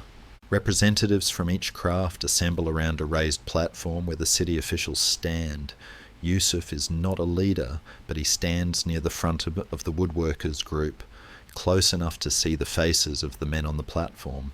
A speech is made about the value of craftsmanship, about how the strength of the empire has always rested not only on soldiers and governors, but on those who shape its daily life, those who build, weave, hammer, carve and sew. The words are formal, but Yusuf feels them settle on him like a warm cloak. For all the talk of foreign goods and new machines, for this 1 hour at least, they are being told that what they do still matters. After the speech, a prayer is recited for fair dealings, steady hands, honest weights. Heads bow, lips move quietly.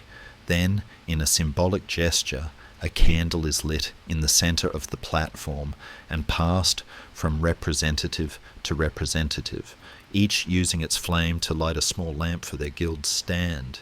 It is a simple act, but its meaning is clear, a shared light, one source of fire feeding many small flames, each carried back to a different corner of the fair. Later, as the sun begins to slide down behind the hills, the fair takes on a different tone. Lamps are lit above stalls, the air cools, the crowd thins slightly but does not disappear. This evening period is when people linger longer at tables, talking not only about prices but about stories, how a pattern came to be, which teacher taught which apprentice, what disasters a particular chest's design has survived. A young man stops at Yusuf's table and picks up one of his simpler spoons, turning it in his hand. He is not rich, his clothes are plain, but his eyes are bright and attentive. "Did you make this, Effendi?" he asks. When Yusuf nods, the young man asks quietly if he might watch him carve, even just for a few minutes. There is a small table and scrap wood nearby, used for repairs. Yusuf sits, takes a piece, and begins to show how he shapes the bowl of a spoon, how he follows the grain instead of fighting it, how he lets the knife move slowly, listening with his fingers. A few others gather to watch, but the young man stays closest, his gaze steady. For those moments, Yusuf forgets the noise beyond the little circle of lamplight. There is only the wood, his hands, and the sense of something passing, not just from wood to shape, but from older craftsmen to younger eyes. When he finishes, the young man thanks him with a seriousness that surprises him, buys the spoon he watched being shaped, and walks away holding it as carefully as if it were delicate glass. That small exchange eases something inside Yusuf more than any sale to a grand official could have done. It tells him that as long as even a few eyes still see value in slow work, his craft is not entirely a relic. By the end of the fair's first full day, Yusuf is exhausted in a way that is not only physical. He has met admiration, indifference, curiosity, and the occasional dismissive glance. He has seen fabrics whose patterns were printed so precisely that no hand could copy them, and he has seen rough, hand-made objects that still, in their unevenness, carried more warmth than any machine. As he walks away from the square that night, heading toward the lodging house where the guild has rented mats on a floor, the sounds of the fair recede behind him. The last bargaining voices, the clink of closing stalls, the distant strain of a musician squeezing one more song from his instrument for a lingering group of friends. He pauses on a rise where he can look back. The fairgrounds glow in patches, circles of lantern light, dark gaps between them, the faint outline of the central platform where the candle was lit earlier. The hills beyond are dark, dotted with only a few lonely lights from scattered houses. In the cool air, the smell of sawdust, grilled meat, dye, and trampled earth mingles into something he cannot name but finds strangely comforting. For a long breath, he stands still, letting the picture imprint itself, a festival built not around a throne or a battlefield, but around tables and tools, around the quiet pride of people who make things with their hands and offer them to a world that may or may not still understand their worth. Then he turns at last, walking down the slope toward the dim street where his own shadow stretches long and thin ahead of him, like a line of ink on a blank page waiting patiently for whatever comes next.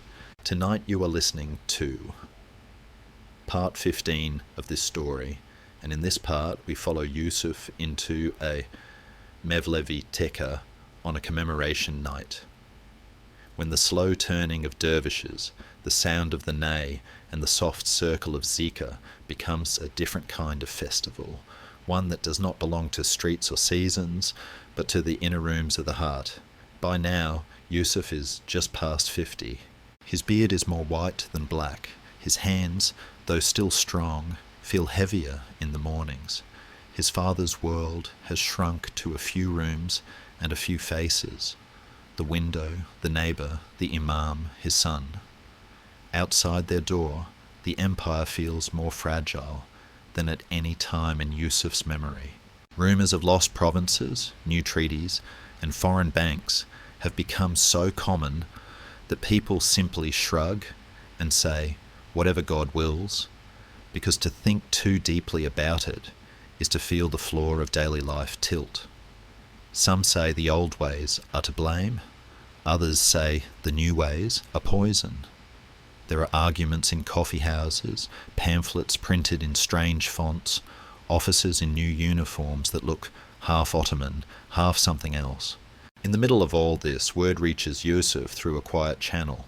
A friend from the guild, a man with kind, tired eyes, mentions that a Mevlevi Teka at the edge of the city will hold a special Sheb-i Arus, a wedding night commemoration of Mevlana Jalaluddin Rumi's passing, a night of Sema and remembrance.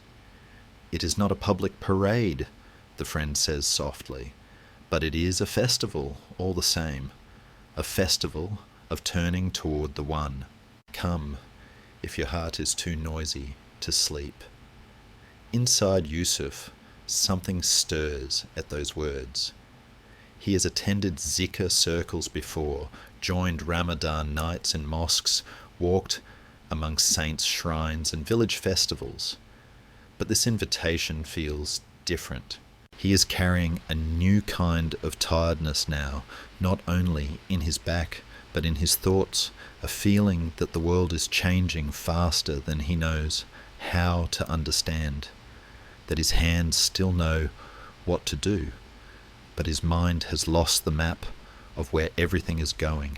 He longs, not for noise or display, not for fireworks or feasts, but for a place where he can lay down his questions without having to solve them, a place where sound and movement might carry them for a while. At the same time, a quieter resistance rises. He has heard whispers that some authorities distrust certain techies, that the old Sufi orders are watched with sharper eyes, accused of resisting reforms or sheltering dangerous dreams. Part of him fears being drawn into something that could put him under suspicion. Another part, perhaps older than his fear, answers slowly, if there is any time to sit among people who remember they have a soul, it is now. The night of the commemoration is cold and clear. A thin moon hangs over the domes like a pale nail in a dark door. Yusuf leaves his father gently settled with a neighbour, an old friend who promises to sit with him, share tea, and talk of familiar things. The walk to the tech takes him along streets he does not usually travel at night. They are quieter than the markets and avenues. The houses here are simpler, the lamps fewer. Yet as he draws closer, he begins to sense a faint pattern, figures moving in the same direction as his. Alone or in pairs, steps unhurried, shoulders slightly bowed, not in fear, but in an inward kind of focus. At the Tekka gate, a small oil lamp burns above the entrance. It is not a grand sign, but to those who know, it is enough. Here is a place where hearts gather. Inside the courtyard, shadows and light mingle. A few lanterns hang from low branches. Their glow falls softly on faces, revealing lines of age, worry, and expectation. Men and a few older boys enter the Samahana, the hall of ceremony. Yusuf removes his shoes, feeling the coolness of the bare floor under his socks as he steps in. The room is simple, a wooden floor polished by many turning feet, whitewashed walls, a small raised area where musicians sit, and above a gallery where a few women watch behind a lattice, their shapes blurred into a gentle pattern. The air smells faintly of wood, wool, and a hint of rosewater. The only bright object is the ney, a reed flute resting on the lap of the musician who will soon lift it to his lips. The helpers of this night move quietly, as if rehearsed by many years. A dervish, with a lined face and calm eyes, greets arrivals with a nod, directing them gently to places along the wall. The sheikh, a man of modest stature but deep, steady gaze, takes his place near the musicians, greeting a few old disciples with a hand to the heart. Young dervishes in simple, tall felt hats and white garments stand in a line, hands folded, eyes lowered, their belts still tied. A boy no older than 12 sits in a corner, with a drum resting against his legs, fingers itching with the anticipation of being allowed to play. No one here wears silk or jewels.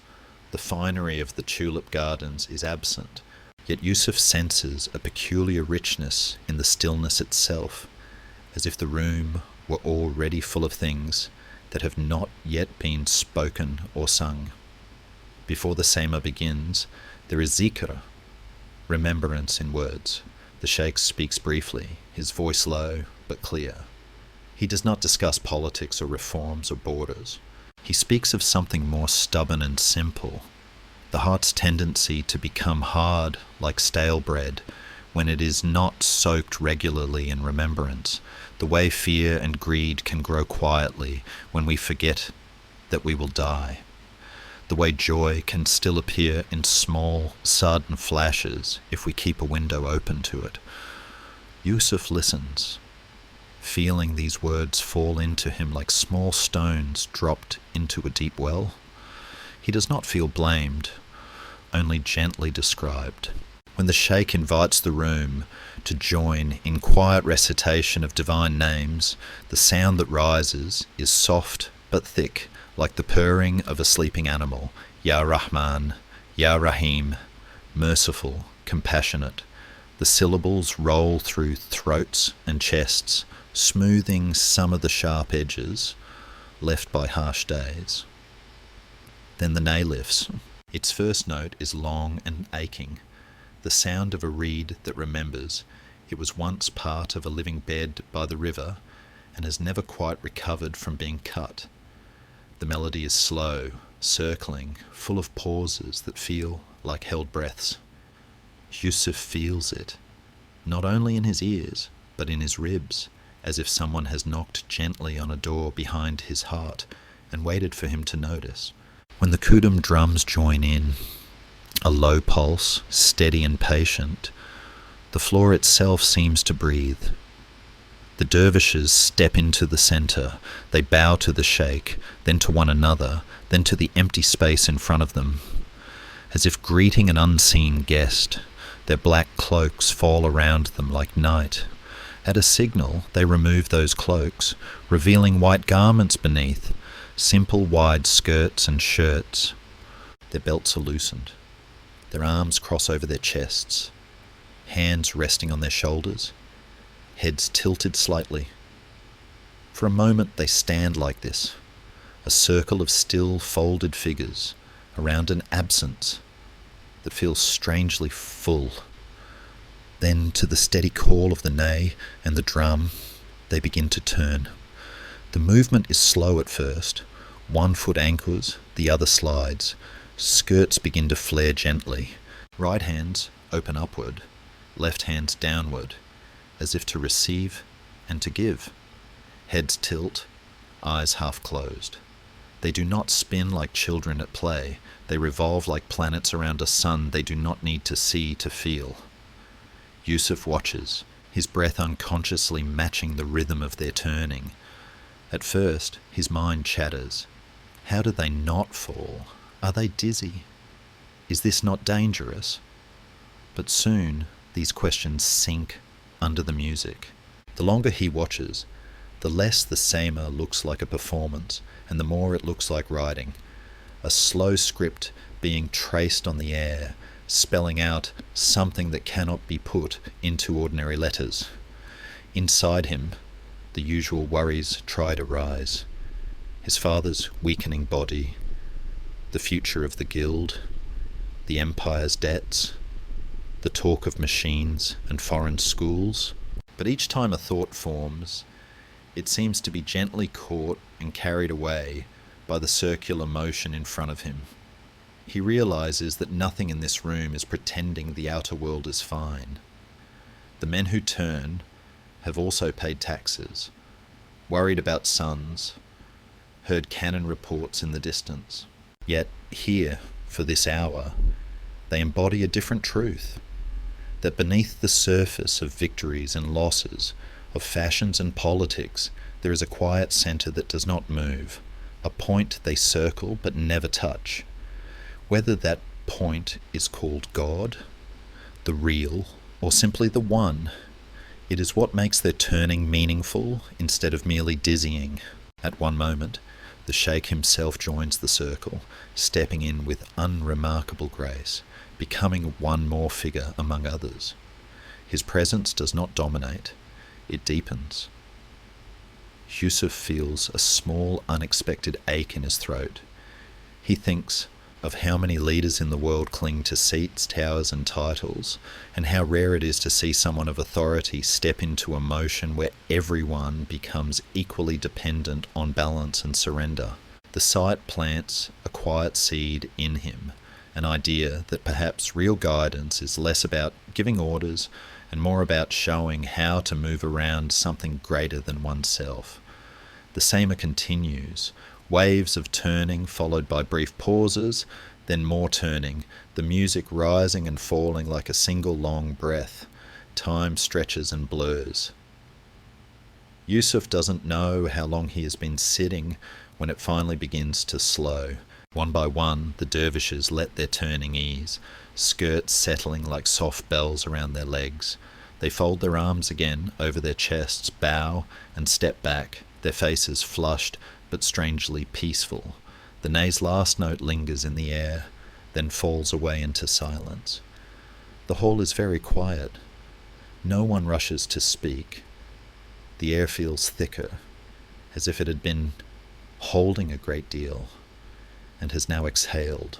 The sheikh offers a final short prayer, asking that whatever small clarity has been given tonight might be carried carefully back into noisy homes, crowded markets, sick rooms, and lonely beds. Yusuf bows his head, not because he understands everything he has seen, but because he has felt something in himself untie and breathe more freely. He cannot say that his questions are answered, but their sharpness has been softened, like stones left for a long time in a gentle stream. When he steps back into the courtyard, the air outside is colder, the stars sharper. The lights of the tekke glow behind him. Beyond its walls, the city stretches, full of the same troubles it held before he arrived. Yet, as he walks home, his steps feel a little less heavy. He notices the sound of his own feet on the stones, the small puff of breath with each exhale, the way the night air smells faintly of smoke and sea. Somewhere in the distance, a dog barks and is answered. Somewhere, a baby cries and is soothed. The world has not changed, but he has seen, for a short while, a circle of men turning steadily in a room of lamplight, their white skirts brushing the floor like waves around an invisible island. And that image follows him down the dark streets, quiet and constant, like a small steady flame, cupped carefully in both hands. Tonight you are listening to this part 16 of this story, and in this part we walk with Yusuf through the accession celebrations of a new sultan, a day when the empire dresses itself in banners and cannon smoke to convince everyone, and perhaps itself most of all, that its heart is still strong and unbroken. By now, Yusuf is well into his 50s. His beard has gone mostly white. The strength in his hands remains. But he chooses more carefully what he lifts. His father has passed away quietly in their small home, wrapped in prayers and the familiar smell of the street outside, leaving behind an armchair by the window that now stands like an empty parenthesis in the room. The guild still works, though there is talk of shops closing, of cheaper imports, of boys who would rather work with paper and numbers than with tools and shavings. In coffee houses, some men speak of reforms and constitutions with bright, heated eyes. Others mutter that too much change is like too much salt in a pot. It ruins the whole meal. In the middle of this mixture, news comes like a sudden bell. The old sultan has died, and a new one has taken the throne. Within days, proclamations go up. There will be processions, cannon salutes, alms for the poor, special prayers in the great mosques. The city, weary and anxious, is told to celebrate. Inside Yusuf, feelings pull in opposite directions. Part of him remembers earlier processions, the Surrey caravan, the Suri Humayun, and feels a small stirring of that old childlike excitement. Flags, music, a city moving together, the sense of history becoming briefly visible on the street. Another part, tempered by loss and long years, hears the news with caution. He has seen how one reign can blur into another for ordinary people, how promises of renewal sometimes fade into the same worries, dressed in different words. He does not know this new sultan. He knows only the heaviness in his neighbours' faces when they talk about prices, conscription, and the whispers of foreign influence. Still, when the morning of the main celebration dawns clear and cold, he finds his feet carrying him toward the main avenues, almost against his own arguments. Perhaps, he thinks, it is not about trusting or distrusting a man on a throne, but about watching what happens when a city tries to remember itself as one body, if only for a single day. The helpers of this accession festival have been working in a rush since the death was announced. Soldiers have cleaned their uniforms and checked their weapons, rehearsing lines and distances on the great squares around the palace. Guilds have been told where to stand, which banners to bring, which streets to decorate. City workers have climbed ladders to hang strings of flags between buildings, their colours bright against winter's pale sky, red cloth with white crescents, banners bearing verses and blessings for the new ruler. Bakers have prepared extra loaves for the soup kitchens. Imams have read through special prayers to be recited in unison. Cannon crews along the Bosphorus and on the hillsides have counted their charges, ready to send thunder rolling across the water at set intervals. Printers, new figures in the city's life, have worked late into the night producing sheets with the new sultan's name and titles to be posted, read aloud, or tucked away in drawers as evidence of living through another turning of the wheel. By mid-morning, the main avenue near the palace is crowded. Yusuf stands among men, women and children who have claimed places hours earlier, wrapped in coats and shawls, breath steaming in the chill. The buildings along the street are dressed in fabric, carpets hung from windows, banners drooping like bright tongues. The air smells of smoke, wool, and the faint tang of gunpowder drifting down from the artillery on the hill. There is an odd mixture in people's faces. Some shine with genuine hope, eyes alight at the thought that a new ruler might ease their burdens. Others look wary, their attention as much on the soldiers along the route as on the empty space waiting for the procession. Children are mostly just delighted to be allowed out of chores. They dart between legs until their mothers grip their shoulders and pull them close. Yusuf feels his age among them. He no longer cranes his neck or pushes forward. He chooses a spot where he can see the edge of the road and a slice of sky between flags, resting his hand on the cool stone of a building, his back grateful for the support. Cannon fire cracks in the distance. Once, twice, then a full volley. Each blast sends a dull vibration through the crowd's chest. Birds startle from ledges and circle in disordered flocks. The formal sound of imperial music drifts nearer, meta bands pounding out their layered rhythms, cymbals clashing, zurna shrilling over the deep beat of great drums. The procession appears first in fragments, a line of officers on horseback, cloaks sweeping, sabres glinting, then groups of soldiers in fresh uniforms, boots striking the stones in practiced synchrony. Behind them march representatives of the guilds carrying banners that display their emblems, hammers and planes, loaves and scales, lengths of cloth, ships and anchors. Yusuf recognises the woodworker's sign, a simple stylized tree and a chisel, and feels a small tug in his chest, as if a part of his own life were walking by in person. He notices, too, how much more stiffly the older guild representatives walk, and how much more eagerly the younger ones glance at the soldiers and officials, as if measuring new paths for themselves. Then comes the heart of the spectacle, the carriages and riders associated with the new sultan. The man himself will not be easily seen by most. He is shielded by distance, by the press of guards, by the curtains of his vehicle. But symbols of his presence roll visibly through the avenue, a horse with an empty, ornate saddle representing the throne, banners bearing his name in elegant calligraphy, officials in robes that shimmer with gold thread. The crowd leans forward, as if closeness to the carriage were closeness to fate itself. Some people shout blessings, others simply bow their heads. Yusuf does not shout. He lets his lips move in a prayer that is half traditional, half his own, that whoever sits on that throne will remember the fragility of what he rides above, the way a carpenter remembers how quickly a warped beam can bring down a whole roof. As the procession continues, Yusuf's attention begins to move away from the central figures and toward the edges.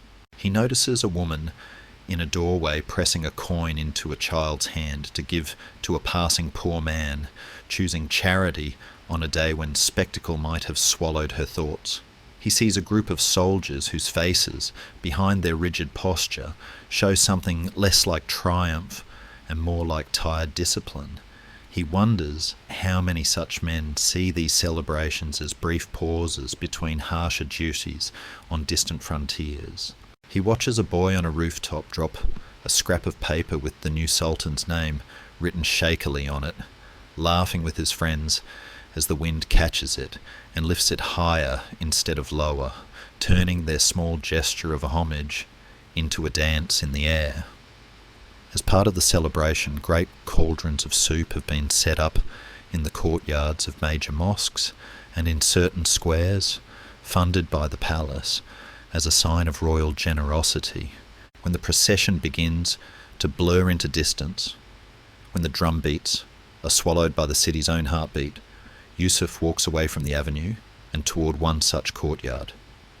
There, lines form, poor and not so poor, Men in patched coats and women in worn shawls, children clutching bowls of every size. The cooks work with serious faces, ladling thick, steaming soup into each vessel without asking too many questions. "For the new sultan's long life," one says, almost mechanically. "For our children's peace," answers a woman under her breath. Yusuf waits his turn, feeling the chill in his fingers ease slightly with each step closer to the cauldron. When his bowl is filled, he steps aside and eats slowly, letting the warmth travel down into him. Around him, conversations swirl in low tones. Some are cautiously hopeful. Perhaps he will lower taxes. Perhaps he will be kinder to the soldiers' families. Perhaps he will remember God. Others are sharpened by doubt. We have heard such words before. A new face in the palace does not change the price of bread. What can one man do when the world itself is shifting? Yusuf does not try to silence or correct any of them. He feels that all these words, the hopeful, the bitter, the resigned, are like different threads in the same cloth. A festival cannot erase them. It can only overlay them for a time with music, banners, and the shared act of receiving something hot in cold hands. When dusk comes, lanterns and torches are lit along the main streets. The silhouette of the city cuts itself sharply against a sky bruised purple and grey. Fireworks, more modest than those in the tulip gardens, but still bright, streak upward from designated hills, blooming briefly before fading into smoke that the night quickly forgets. Children clap and point. Adults glance up with more measured, quieter smiles. From the great mosques, special prayers are called again, voices threading through cannon echoes and the crackle of fireworks like a steady, thinner line of sound. Yusuf does not stay in the thick of it. After a while he turns toward his own quarter, walking through streets where the decorations are simpler, a flag hung from a window, a lantern set out on a step. In one alley, a group of boys is reenacting the procession with sticks for spears, and a stray dog drafted as a royal steed. Their laughter bounces off the walls. In another, an old woman strings up a single new banner she has saved for the occasion, her hands shaking slightly with age, but her face intent and proud. The city holds many festivals at once, he realizes. The official one of drums and carriages, the domestic one of soup and candles, the secret one of whispered worries and private prayers. When he reaches his street, the sky above it is quieter, the sounds of the central celebration softened by distance. He pauses for a moment in the middle of the lane and looks up. Between two roofs, a strip of sky shows a few early stars, pale but persistent against the fading smoke of fireworks and cannon. A scrap of red cloth, a bit of a small flag someone has tied between opposite windows, moves slowly in the faint breeze, its edges frayed, its colour still deep. Yusuf stands there, bowl empty in his hand, listening to the far-off murmur of a city that has just crowned another ruler, and lets his gaze rest on that narrow ribbon of moving colour and quiet light until the cold begins to reach his bones again, and he finally steps inside. Tonight you are listening to Unhurried, part 17 of this story, and in this part we walk with Yusuf through a day of public mourning and prayer after a great fire. A dark kind of festival where there are no colours, no drums, no banners, only smoke, silence, and the fragile comfort of standing shoulder to shoulder with others who have lost as much as he has. By the time this day comes, Yusuf is in his late 50s, leaning quietly towards 60. His father is gone. The armchair by the window stands empty, still turned toward the street, as if it expects someone to sit down at any moment and resume watching. The guild is thinner. Some shops have closed, replaced by places that trade in paper, imported cloth, and printed goods. In the city, people talk of loans and railways, of new schools and new laws, of foreign powers whose ships sit in the harbour like heavy question marks. Under all this, Yusuf notices something else, a growing tiredness in his neighbours' faces, as if the years themselves had become heavier to carry. Then, one dry summer, when the wind blows the wrong way and water is scarce, a spark in a crowded quarter becomes a blaze, and the blaze becomes a wall of fire that eats its way through wooden houses faster than anyone can run. The night of the fire is a confusion of heat and shouting. Bells ring, drums beat the alarm. Men form desperate lines, with buckets from wells and fountains. Yusuf wakes to the smell of smoke, thick in his own street, to the distant roar that is not quite like anything he has heard before. He rushes outside, heart pounding, expecting flames at his own door, but the wind has spared his lane for now. The fire is farther away, near the water, in a maze of close-built houses. Still, the sky above their quarter glows a terrible orange. Sparks rise like angry stars. All through the night, people stand on roofs and at corners, watching, praying, carrying what they can. By dawn, the flames are beaten back, but the damage is done. Whole streets are gone, reduced to blackened lines of chimneys and collapsed beams. The smell of wet ash and burned cloth sits over that part of the city like a heavy blanket. In the days that follow, the stories spread. Families who lost everything standing in borrowed clothes. A mother who cannot find her youngest child. An old man sitting on a stone that used to be his doorstep, holding the one pot he managed to save. The fire brigade did what it could, people say. The wind was too strong, the houses too close.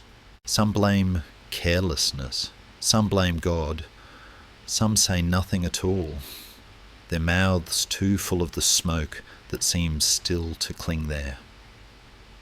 The palace orders help to be sent, tents, food, promises of rebuilding, but everyone knows that even with aid, some losses will never be repaired. Then, after a few quiet, stunned days, a public announcement comes from the mosques. There will be a day of general prayer and mourning for those who suffered in the fire. No festival fireworks, no parades. Instead, people are asked to fast if they can, to close their shops early, to gather at midday in certain squares and mosques, not for a holiday, but for a kind of shared lament. Inside Yusuf, the news lands in a strange way. Part of him shrinks from it. He has seen so many ceremonies called by the authorities, accessions, processions, celebrations, that he is wary of another large, organised gathering. He wonders if this is only a way to quiet anger, to turn grief into something neat and manageable. Another part of him, quieter but deeper, feels a thin thread of longing. Since his father's death, he has learned that private mourning can become a tight, airless room if it is never opened. He has watched his neighbours carry their own quiet tragedies alone. The thought of standing among others, not to celebrate, but simply to admit together that the world has burned in places, touches something in him that has been waiting for a place to breathe. The morning of the mourning day is strangely clear. The wind that fanned the fire has died. The sky is an empty blue, as if the city's scars are too small to disturb it. Yet even in his own quarter, far from the worst damage, Yusuf can feel the difference. Shops open late, voices are lower, children are hushed with fewer words than usual. Some people wear plain clothes darker than they would on an ordinary day, not by command, but by instinct. In the burned quarter, the helpers of this sombre festival have been at work since dawn. Volunteers and officials together have cleared a central space where people can stand. They have set up a rough platform from planks, not for speeches but for recitation. A few tents serve as shelters for those who lost their homes. Water barrels have been brought in. A pot of simple soup simmers on an outdoor fire, ready for when the day's fast ends. There are no carpets, no decorated arches, no strings of lamps. The only decoration is absence, the empty outlines of houses that once stood here. Yusuf walks toward the gathering with a group from his own neighbourhood. Some carry small bundles of bread and dates to share later. Others bring nothing but themselves. As they reach the edges of the burned quarter, the smell of ash grows stronger. Underfoot, the ground is uneven, charred wood mixing with hastily laid planks. Silence spreads among the newcomers, not commanded, but shared. They enter a landscape that looks like the skeleton of a city. Lonely chimneys, scorched walls, nails twisted in fallen beams. Yusuf's throat tightens. He sees, in every blackened frame, a reflection of the armchair by his window at home, something that once held life and now stands empty. The imam chosen to lead the prayers today is not a famous preacher, but a local man with a tired, sincere face, whose own small house narrowly escaped the flames. He stands on the rough platform, robes plain, hands trembling slightly as he raises them. Around him, men and women form loose circles, careful not to step on the remains of what once were rooms. Children cling to sleeves, a few babies cry and are hushed against shoulders. When the imam begins to recite, his voice breaks once, then steadies. He recites verses about loss, about trials, about the way everything in this world is temporary. Then he speaks in his own words, simple, almost halting. He does not pretend that the fire will lead to immediate good. He does not say those who lost their homes should be happy. He simply acknowledges, out loud, what everyone feels, that the city is wounded, that many hearts are heavier this week than they were last, that it is right to weep. Yusuf feels tears burn the backs of his eyes, not only for those who have lost everything, but for his own quieter griefs. His father, gone, his craft trembling on the edge of a new age, his long, complicated love for a city that seems always to be balancing between beauty and disaster. He is not alone. All around him, people wipe their faces, some openly, some with quick, embarrassed gestures. The sound of soft crying rises and falls, mingling with the imam's voice and the rustle of cloth in the faint breeze. For once, no one tells anyone to be strong. The strength is in staying, in not turning away, in letting the ache be shared instead of hidden. After the formal prayers, people disperse slowly through the burned streets.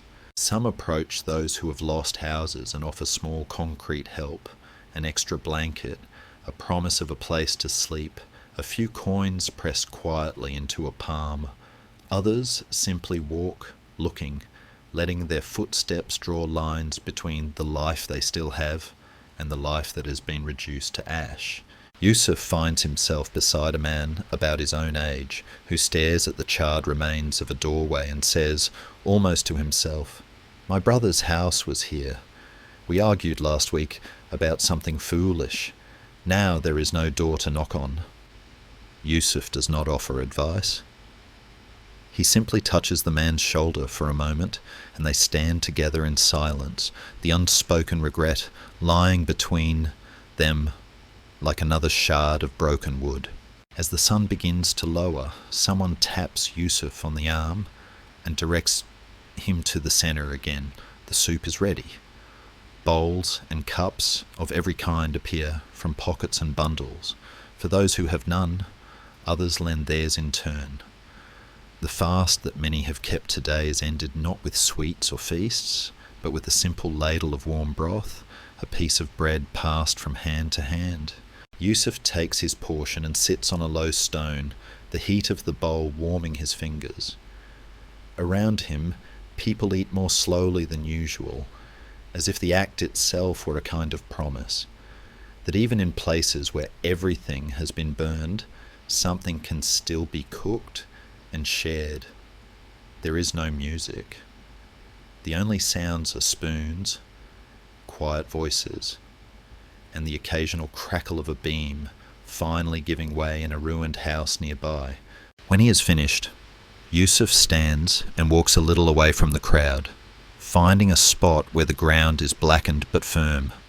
From there, he can see the outline of the burned quarter against the evening sky. The sun, half hidden behind distant roofs, sends a thin line of light across the jagged tops of broken walls. Smoke from the soup fire rises straight up in the still air, a single grey column unwinding toward the pale sky. No one would call this a festival if they only looked at the shapes of it. There are no bright colours, no games, no laughter rolling across the square. And yet as he watches people move slowly among the ruins, sharing food, touching shoulders, lifting the edge of a fallen beam together, he feels the same quiet force he has felt under lamps and banners on happier days, the sense that for a little while many separate lives are turning toward the same point, admitting the same truth, holding one another up so that no one has to stand alone in the middle of their own ashes. He stays until the smoke grows thinner and the sky deepens to a soft bruised blue. Then he turns back toward his own quarter, his boots leaving faint prints in the soot. Behind him, the last light catches on the blackened bricks, making them glow faintly for a moment before the shadows swallow them again, like embers in a fire that has finally, reluctantly, gone to sleep. Tonight you are listening to part 18 of this story, and in this part we walk with Yusuf to the opening of a new railway line, a strange, noisy festival of iron and steam where the empire tries to celebrate its future while many hearts, his included, are still tied to wooden tools and slow roads. By now, Yusuf is around 60. His beard is fully white, his hands broad and lined like old tree roots, his steps careful but still steady on most days. His father's armchair remains by the window, but a light layer of dust has settled on its arms, disturbed only when Yusuf brushes it absent-mindedly as he passes. The woodshop still breathes, though more softly. Some benches stand empty, apprentices having chosen work in offices, warehouses and factories where paper and machines promise faster coins than chisels and planes. Around him, the city hums with words he never heard in his youth, and companies, shares, concessions, interest, railway. There is talk of a new line being built with foreign engineers and Ottoman workers together, iron tracks laid across hills and fields to tie the capital more tightly to distant provinces. Some call it a miracle of progress, others mutter that each new length of rail is another string pulled by hands far away. When it is announced that the first section near the city will open with a grand ceremony, officials, foreign guests, military bands, a real locomotive steaming into the station, Yusuf feels a complicated tug. Part of him wants to stay in his lane, among smells and shapes he understands. Another part, quieter but stubborn, wants to see with his own eyes the shape of the road his grandchildren may one day take for granted. He wants, even in old age, not to be entirely left behind. Yet beneath that wish lies a knot of fear. If this iron road proves as powerful as people say, what place will remain for slow hands and wooden wheels? The morning of the opening dawns bright, with a thin, crisp light that seems to sharpen every edge. Yusuf joins a stream of people walking toward the new station built just beyond the older neighbourhoods. An odd, fresh structure of stone and glass that looks to him both proud and slightly out of place, like a stranger at a family gathering. The helpers of this festival have been busy for weeks. Labourers have swept and tamped the earth around the tracks, painted fences, hammered last nails. Foreign engineers in stiff coats have walked up and down the line, checking bolts, peering at gauges, speaking in languages that ride clumsily over Turkish words. Ottoman officials have rehearsed speeches, scribes have prepared documents, a military band has polished its brass instruments until they shine like captured pieces of sun. Vendors have drifted in too, setting up makeshift stands with simmet, roasted chickpeas, sherbet, and cheap paper toys shaped like trains for children to wave. Today, the city's usual festival companions, banners and uniforms, drums and food, stand side by side with black iron rails that run in unnervingly straight lines toward the horizon. As Yusuf draws closer, he sees the crowd thickening around the station square. Men in fezes and simple jackets stand shoulder to shoulder, with soldiers, policemen, shopkeepers, veiled women, barefoot children, and a scattering of foreigners in tall hats and tailored coats. At the centre, a platform has been erected and draped with cloth in imperial colours. Chairs for dignitaries line its front, their legs sinking slightly into the ground. Behind the platform, the tracks stretch out, flanked by low embankments and telegraph poles that march away like a line of bare watching trees. In the near distance, faint and smudged by morning haze, stands a dark shape that can only be the locomotive. Even from here, Yusuf can feel something like a held breath moving through the crowd.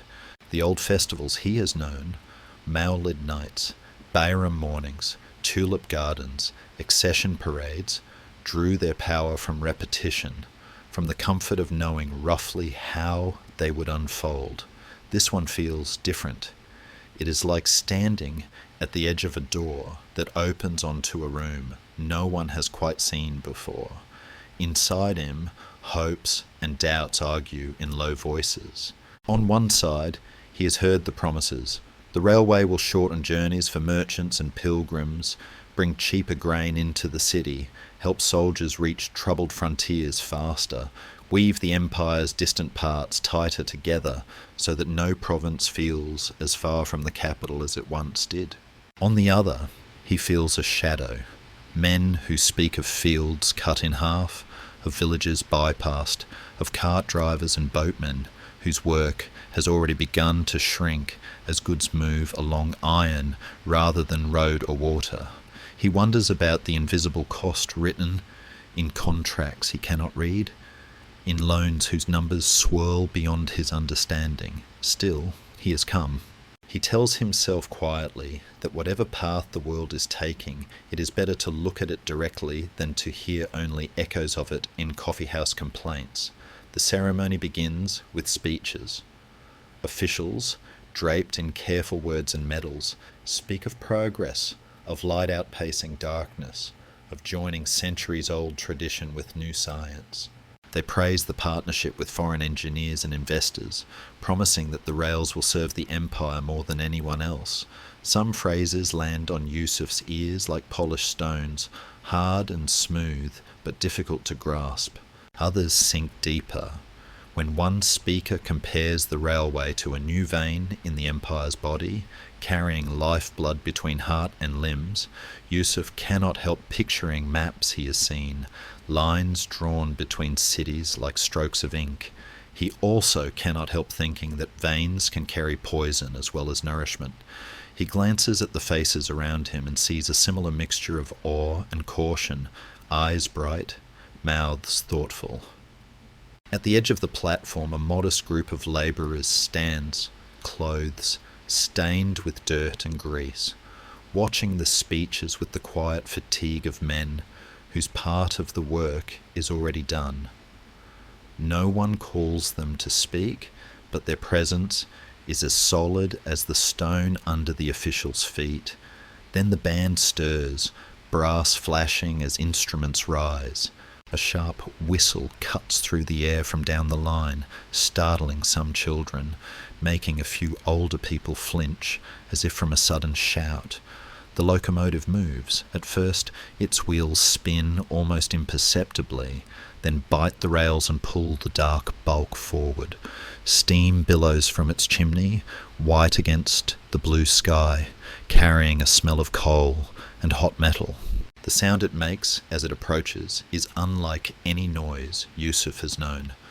A chuffing, rhythmic exhale that feels strangely alive, like a vast animal breathing steadily as it draws closer.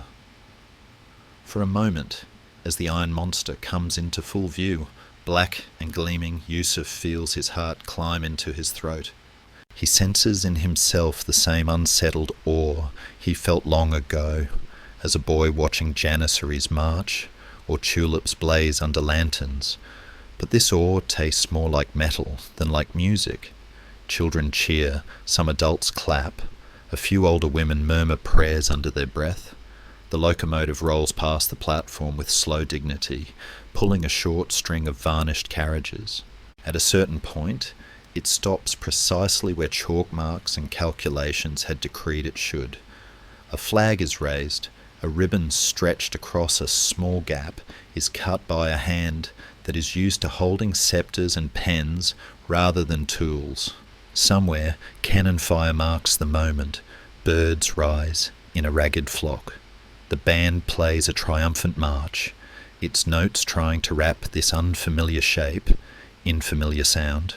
Yusuf watches the great iron wheels, the rods that connect them, the way small movements in one place translate into heavy power in another. He cannot deny the marvel of it. He also cannot stop thinking of wooden wheels he has mended, of cart axles he has planed, of the slow, stubborn strength of animals pulling loads along roads that will now feel emptier. When the formalities end, a select group of officials, foreign guests, and a few chosen citizens is invited to board the train for a short inaugural journey to the next station. The rest of the crowd presses forward to watch. Yusuf is not among the invited, and he does not mind. The platform steps look steep, the carriages bright and crowded. He prefers the solidness of the ground.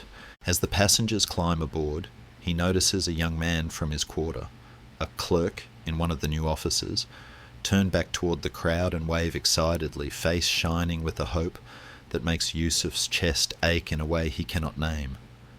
The whistle sounds again. The locomotive hisses like a proud animal. Slowly, the train moves off, gathering speed, its wheels clicking in a growing rhythm that fades gradually into distance. For a moment it looks as if the iron snake is drawing a line between the present and something just beyond sight. Around Yusuf, conversations bloom. Some men speak with genuine delight. Think of it. Edirne, in hours instead of days. Trade will flourish. Our sons will see the world. Others shake their heads, muttering about foreign control, about debt, about the way rails can also carry armies to enforce things people did not choose.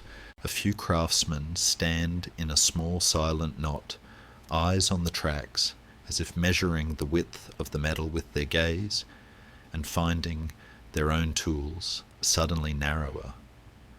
Yusuf feels their unease, like a second heartbeat. He knows that festivals have always been used to bless changes, to dress sharp edges in music and flags. Yet as he stands there, he also sees something else. Children running along the fence to follow the diminishing train, their laughter trailing behind them like bright ribbons. An old woman dipping her hand into a pocket and quietly pressing a coin into the palm of a railway worker who looks too thin, whispering a blessing for his safety. A group of porters already discussing how they might work with the new station instead of against it. When the locomotive returns, triumphant and sooty, bringing back its honoured passengers, the band plays again, but the first sharpness of the moment has passed.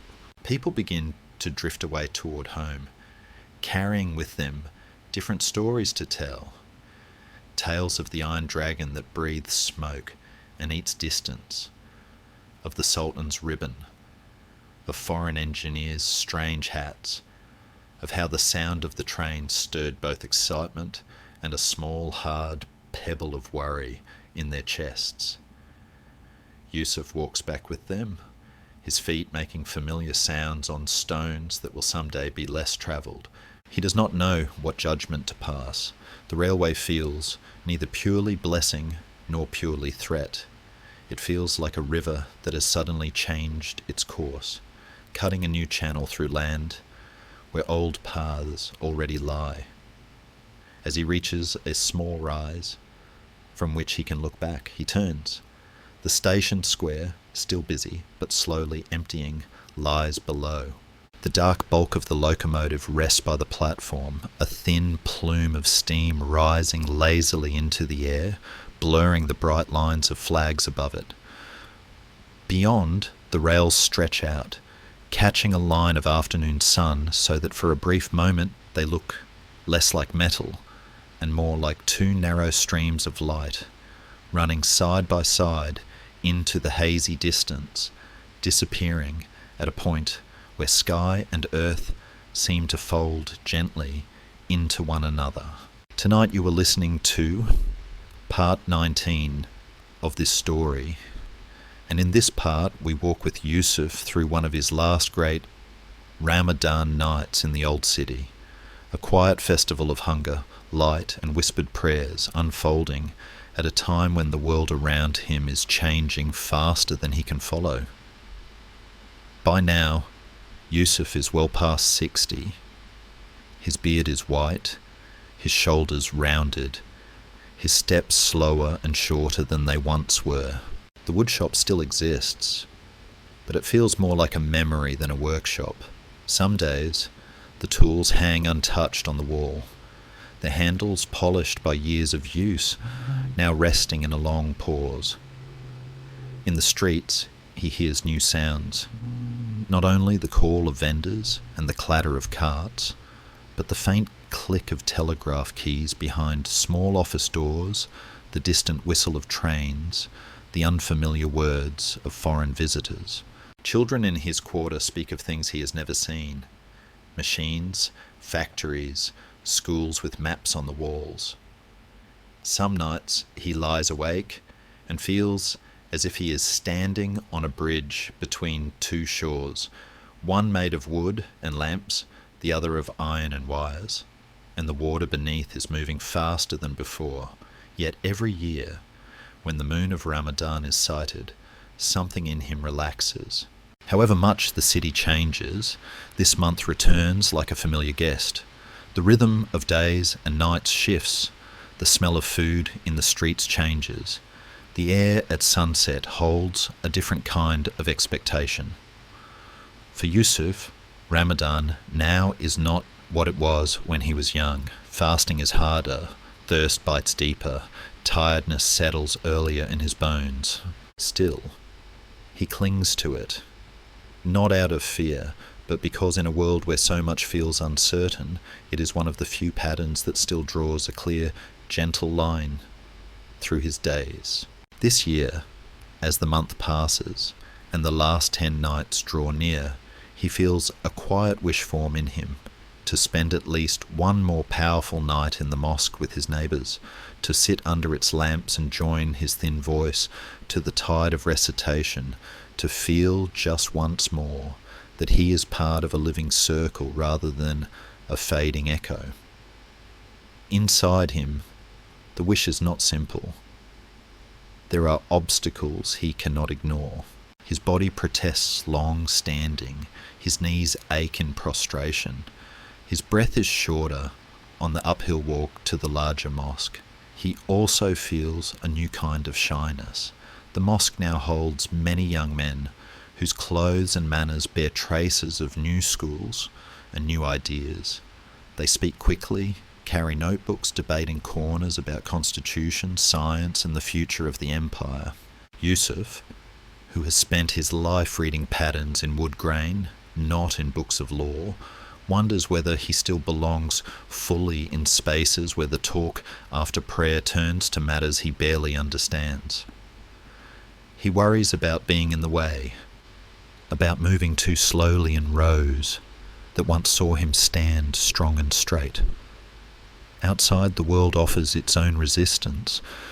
The empire is troubled, everyone knows it. News of lost lands, of rebellions, of foreign agreements signed under pressure flows along telegraph wires and through newspapers that now circulate, even in poorer quarters. Men in coffee houses argue over editorials in harsh fonts, while others shrug and say they have no strength left for anger. Prices rise and fall in strange ways. Some nights the city feels stretched thin, like cloth pulled too far over too many sharp corners. Hunger during the day is nothing new in Ramadan, but there is a hint of worry underneath it now. Will there be enough to break the fast with, not just tonight, but next week, next month, next year?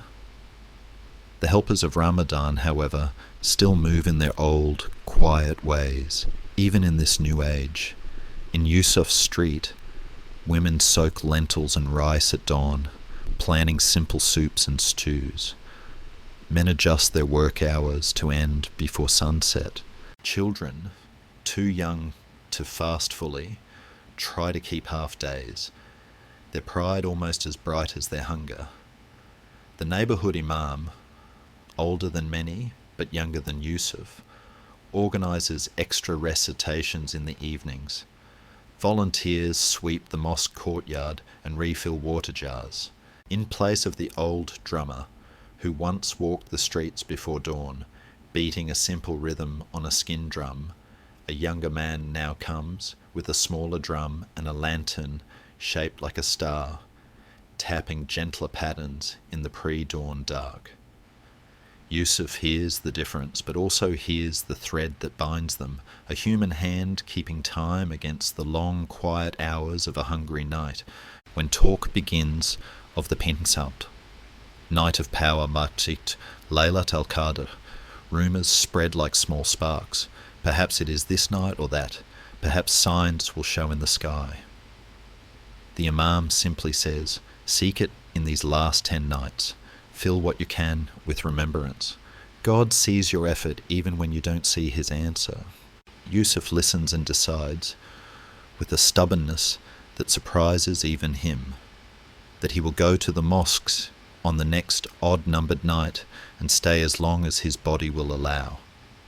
He prepares for it as if for a small journey, resting more during the day, drinking water slowly between sunset and the night prayer, making his suhoor simple but steady. When the chosen evening comes, he wraps himself in his best, if worn, cloak, takes his cane and steps out into the narrow lane. The city at night in Ramadan has its own kind of festival light. Lamps burn longer, small shops stay open late. The smell of fresh bread and grilled meat hangs in the air even after most people have eaten. As Yusuf walks, he passes doorways where families sit on low stools, sipping tea, talking softly. Children run back and forth, their energy renewed by food and sweet drinks. In some houses, he glimpses the flicker of new gas lamps, or even, in one wealthier home, the faint steady glow of electric light, hard and white, not like the trembling warmth of oil. Above the streets, wires stretch between poles, like thin black lines scribbled across the sky, carrying messages faster than any caravan. Yet the moon looks down as it always has, pale and steady, not impressed by wires or trains or lamps. Reaching the mosque, Yusuf pauses at the gate to catch his breath. The courtyard is already full of people washing for prayer. Water splashes in steady rhythms. Voices murmur greetings. Sandals scrape lightly on stone. Inside, the prayer hall glows with rows of lamps. Their glass chimneys catch and soften the light, turning it into gentle halos that float above the worshippers' heads. The call to the night prayer is longer tonight, its notes stretching like slow threads across the hall. Yusuf finds a place near a pillar, where he can lean if his knees protest, and joins the line. Shoulder touches shoulder, the familiar words rise and fall. In prostration his forehead meets carpet worn thin by thousands of such touches, and for a moment the noise of the changing world outside dims to almost nothing. After the formal prayer, some people leave, but many stay. Qur'ans are opened. Beads are counted. Whispers of supplication ripple through the hall. A group begins a soft rhythmic recitation, their voices weaving together in a low hum. The Imam gives a short reminder, speaking of nights that pass quickly, of hearts that grow hard when not turned towards something greater than themselves. He does not speak of politics, railways, or debt. He speaks of forgiveness, of mercy that does not follow the rules of markets or treaties. Yusuf listens with his eyes closed, feeling his own long years gather behind his eyelids like a river. He thinks of the festivals he has witnessed, the Surrey caravans leaving at dawn, the tulip gardens glowing by the Bosphorus, wrestling matches in sunny fields, craft fairs in Bursa, candle nights in snow.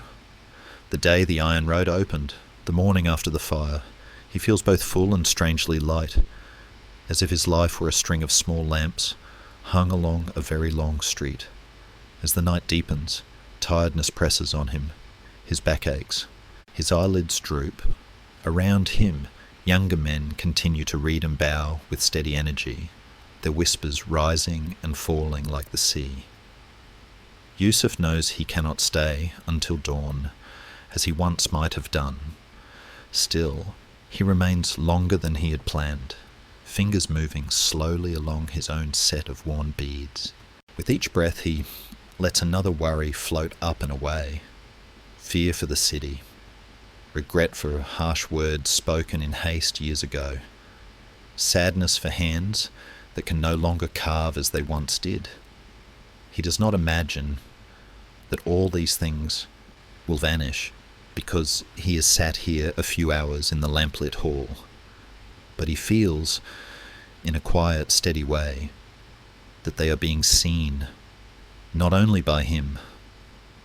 When at last he stands to leave, the mosque is still far from empty. Some people doze, sitting upright, heads bowed onto chests. Others read on, their lips moving silently in the yellow light. Outside the air has cooled. The streets are quieter now. Most homes are dark, keeping their strength for the last pre-dawn meal.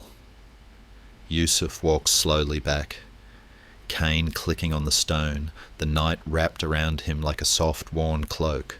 Above, the stars look faint beside the city's lamps, but they are there, patient as always.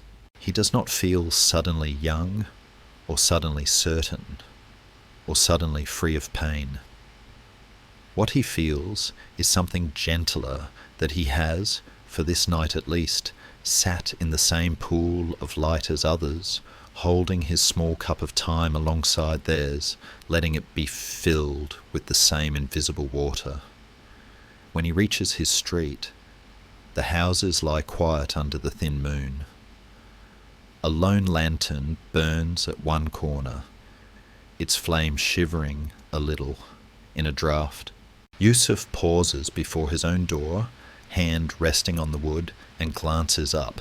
A narrow strip of sky shows between the roofs, dark and deep, holding a scattering of small steady lights that look very far away and very near at the same time, as if someone had stitched them gently into the night just above his head.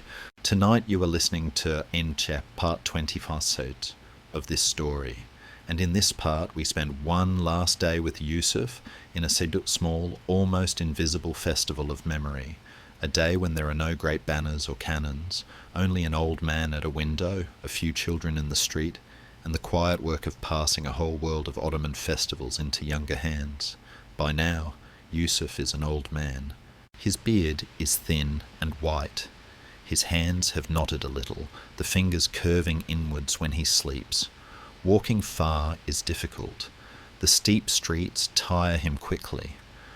The woodshop is no longer really a shop, more a room full of tools resting on nails and shelves, their metal darkened, their wooden handles carrying the shine of work long finished. The city beyond, his quarter, has changed in ways he sometimes can hardly recognize. There are more trains now, more offices, more printed papers fluttering in people's hands.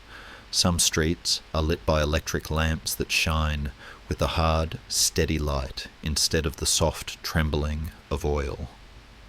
Where once janissaries marched, policemen in newer uniforms walk. Where once the tulip gardens along the Bosphorus were the height of fashion, he hears talk of factories and European cafes. Empires have risen, shook, and sagged in the years since his birth.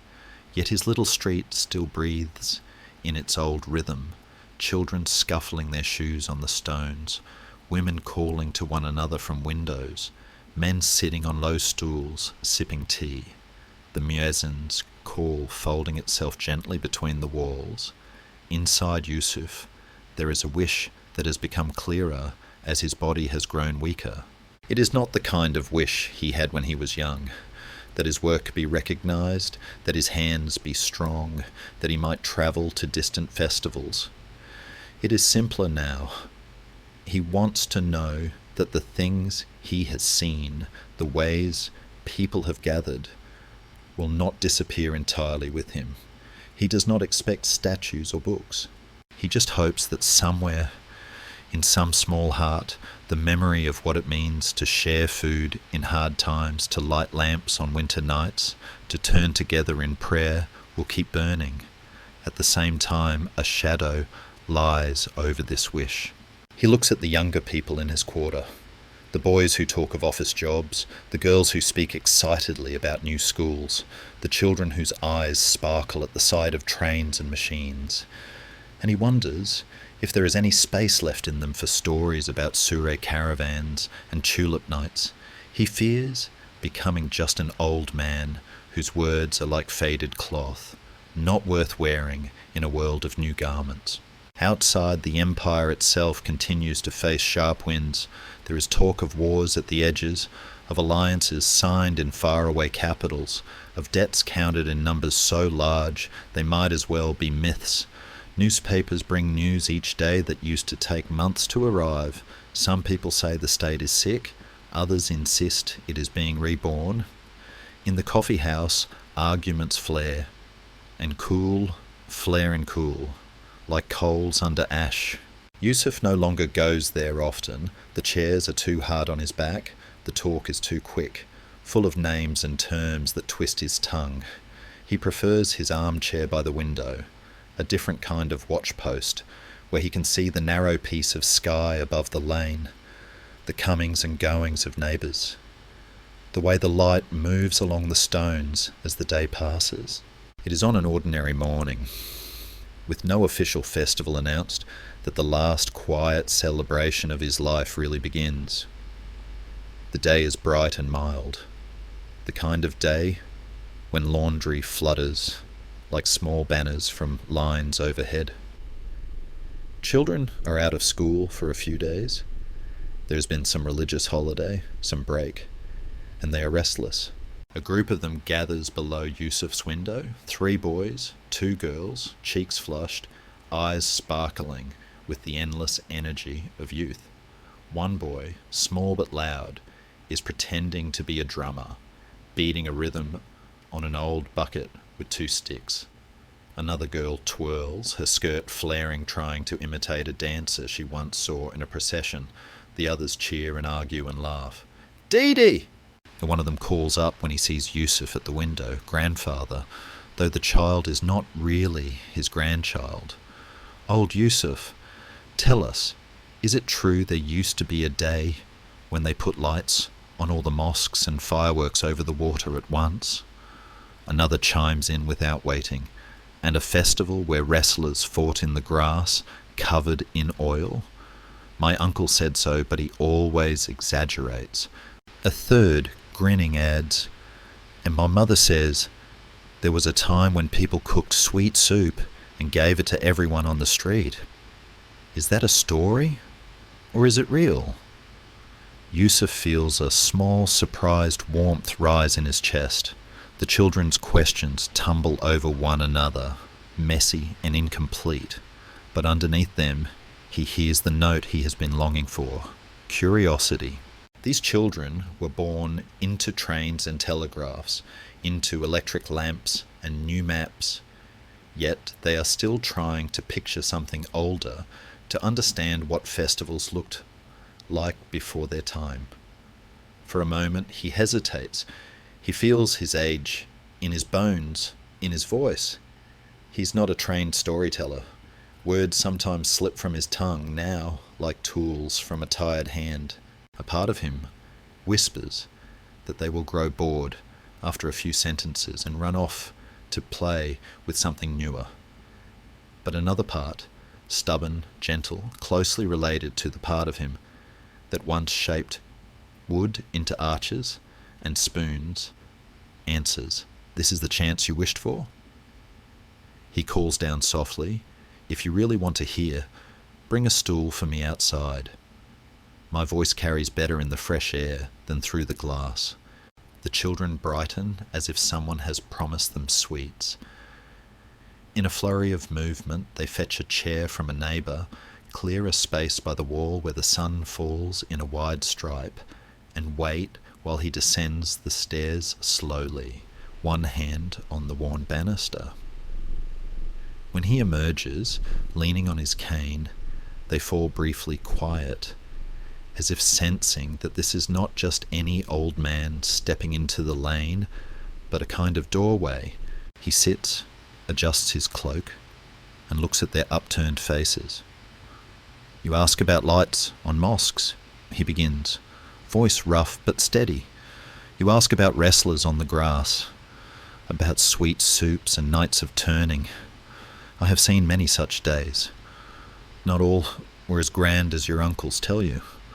Not all as perfect as your mothers remember. But they were real. And they were important in ways that are hard to measure by coins. So the smallest festival begins, not with a cannon or a proclamation, but with an old man's memory and 5 children's wide eyes. He tells them, in simple words, about the Surrey caravan setting out at dawn, camels loaded with gifts for distant pilgrims, the city waking early to watch and pray. He describes the first time he saw the tulip gardens by the Bosphorus, lit with lanterns, how the flowers seemed to float, how fireworks blossomed above the dark water. The children lean in closer. He moves on to the wrestling fields near Edirne, where oiled bodies struggled in the sun and men shook hands after defeat. He speaks of Ashur pots, bubbling with grains and fruits, of candle nights when storytellers made men forget the snow outside, of Hadareles fires and wishes tied to branches, of saints' shrines in green valleys and Mevlevi dervishes turning under lamplight. He even tells them, softly, about the day the railway opened, iron wheels clanking, steam shredding the sky, people cheering and fearing at the same time. He does not hide the hard parts, the burning quarter, the day of mourning, the days when festivals were used to cover worries no fireworks could erase. As he talks, something shifts in the street. Neighbours, passing by with baskets or buckets, slow their steps. Some linger at doorways, pretending to adjust a shawl or talk to a child, but really listening. A mother appears at a window, then another. A man carrying a sack of flour stops and leans against the wall for a moment longer than necessary. The lane, usually just a passage, becomes a kind of small amphitheatre.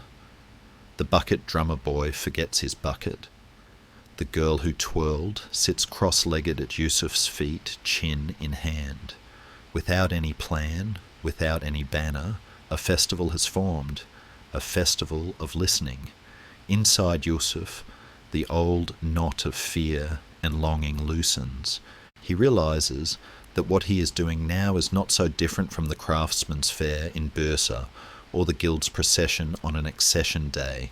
He is offering the work of his life, but this time not carved in wood, but carved in memory. Each story he shapes is like a small spoon or bowl he passes into their hands, hoping they will use it one day to taste their own celebrations. He does not ask them to copy the old festivals exactly. He knows the world has moved on.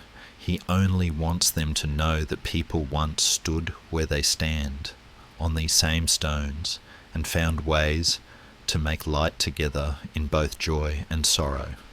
The sun moves slowly across the strip of sky above the lane. After a while, his voice grows hoarse. His back stiffens. He finishes a story about Ashur, about how bowls passed from door to door until it no longer mattered who had cooked what, and then falls silent. The children do not clap or shout. They sit for a moment as if wrapped in something soft they cannot quite see. Then they begin to murmur to one another, testing new words in their mouths. "When I grow up," one boy announces, "I will see a wrestling festival and a train on the same day." Another child says, "We should make our own Ashur this year and take it to the old man 3 doors down. He never goes out." A girl, thoughtful, adds, "And we could tie wishes to the tree by the fountain at Hedereles, even if no one else does. The tree won't mind." Yusuf smiles, feeling the tiredness in his bones and something like a quiet flame in his chest. He does not correct their plans. He does not tell them that what they invent will be different from what he knew. That is, as it should be. Festivals, he thinks, are like water. They take the shape of whatever vessel they are poured into. Villages, cities, empires, narrow streets, small groups of children. What matters is not the exact shape, but that the water keeps moving, that people keep finding excuses to gather, to share food, to light lamps, to remember that they are not alone. When at last he rises to go back inside, the children protest softly. "More Dede," they plead. "Another story tomorrow." He nods. "Inshallah," he says. "If I wake and my tongue still works, I will tell you about something else we used to do." They race off down the lane, already turning his stories into quick games, arguing over who gets to be the Surrey caravan, who gets to be the wrestler, who will pretend to be the train.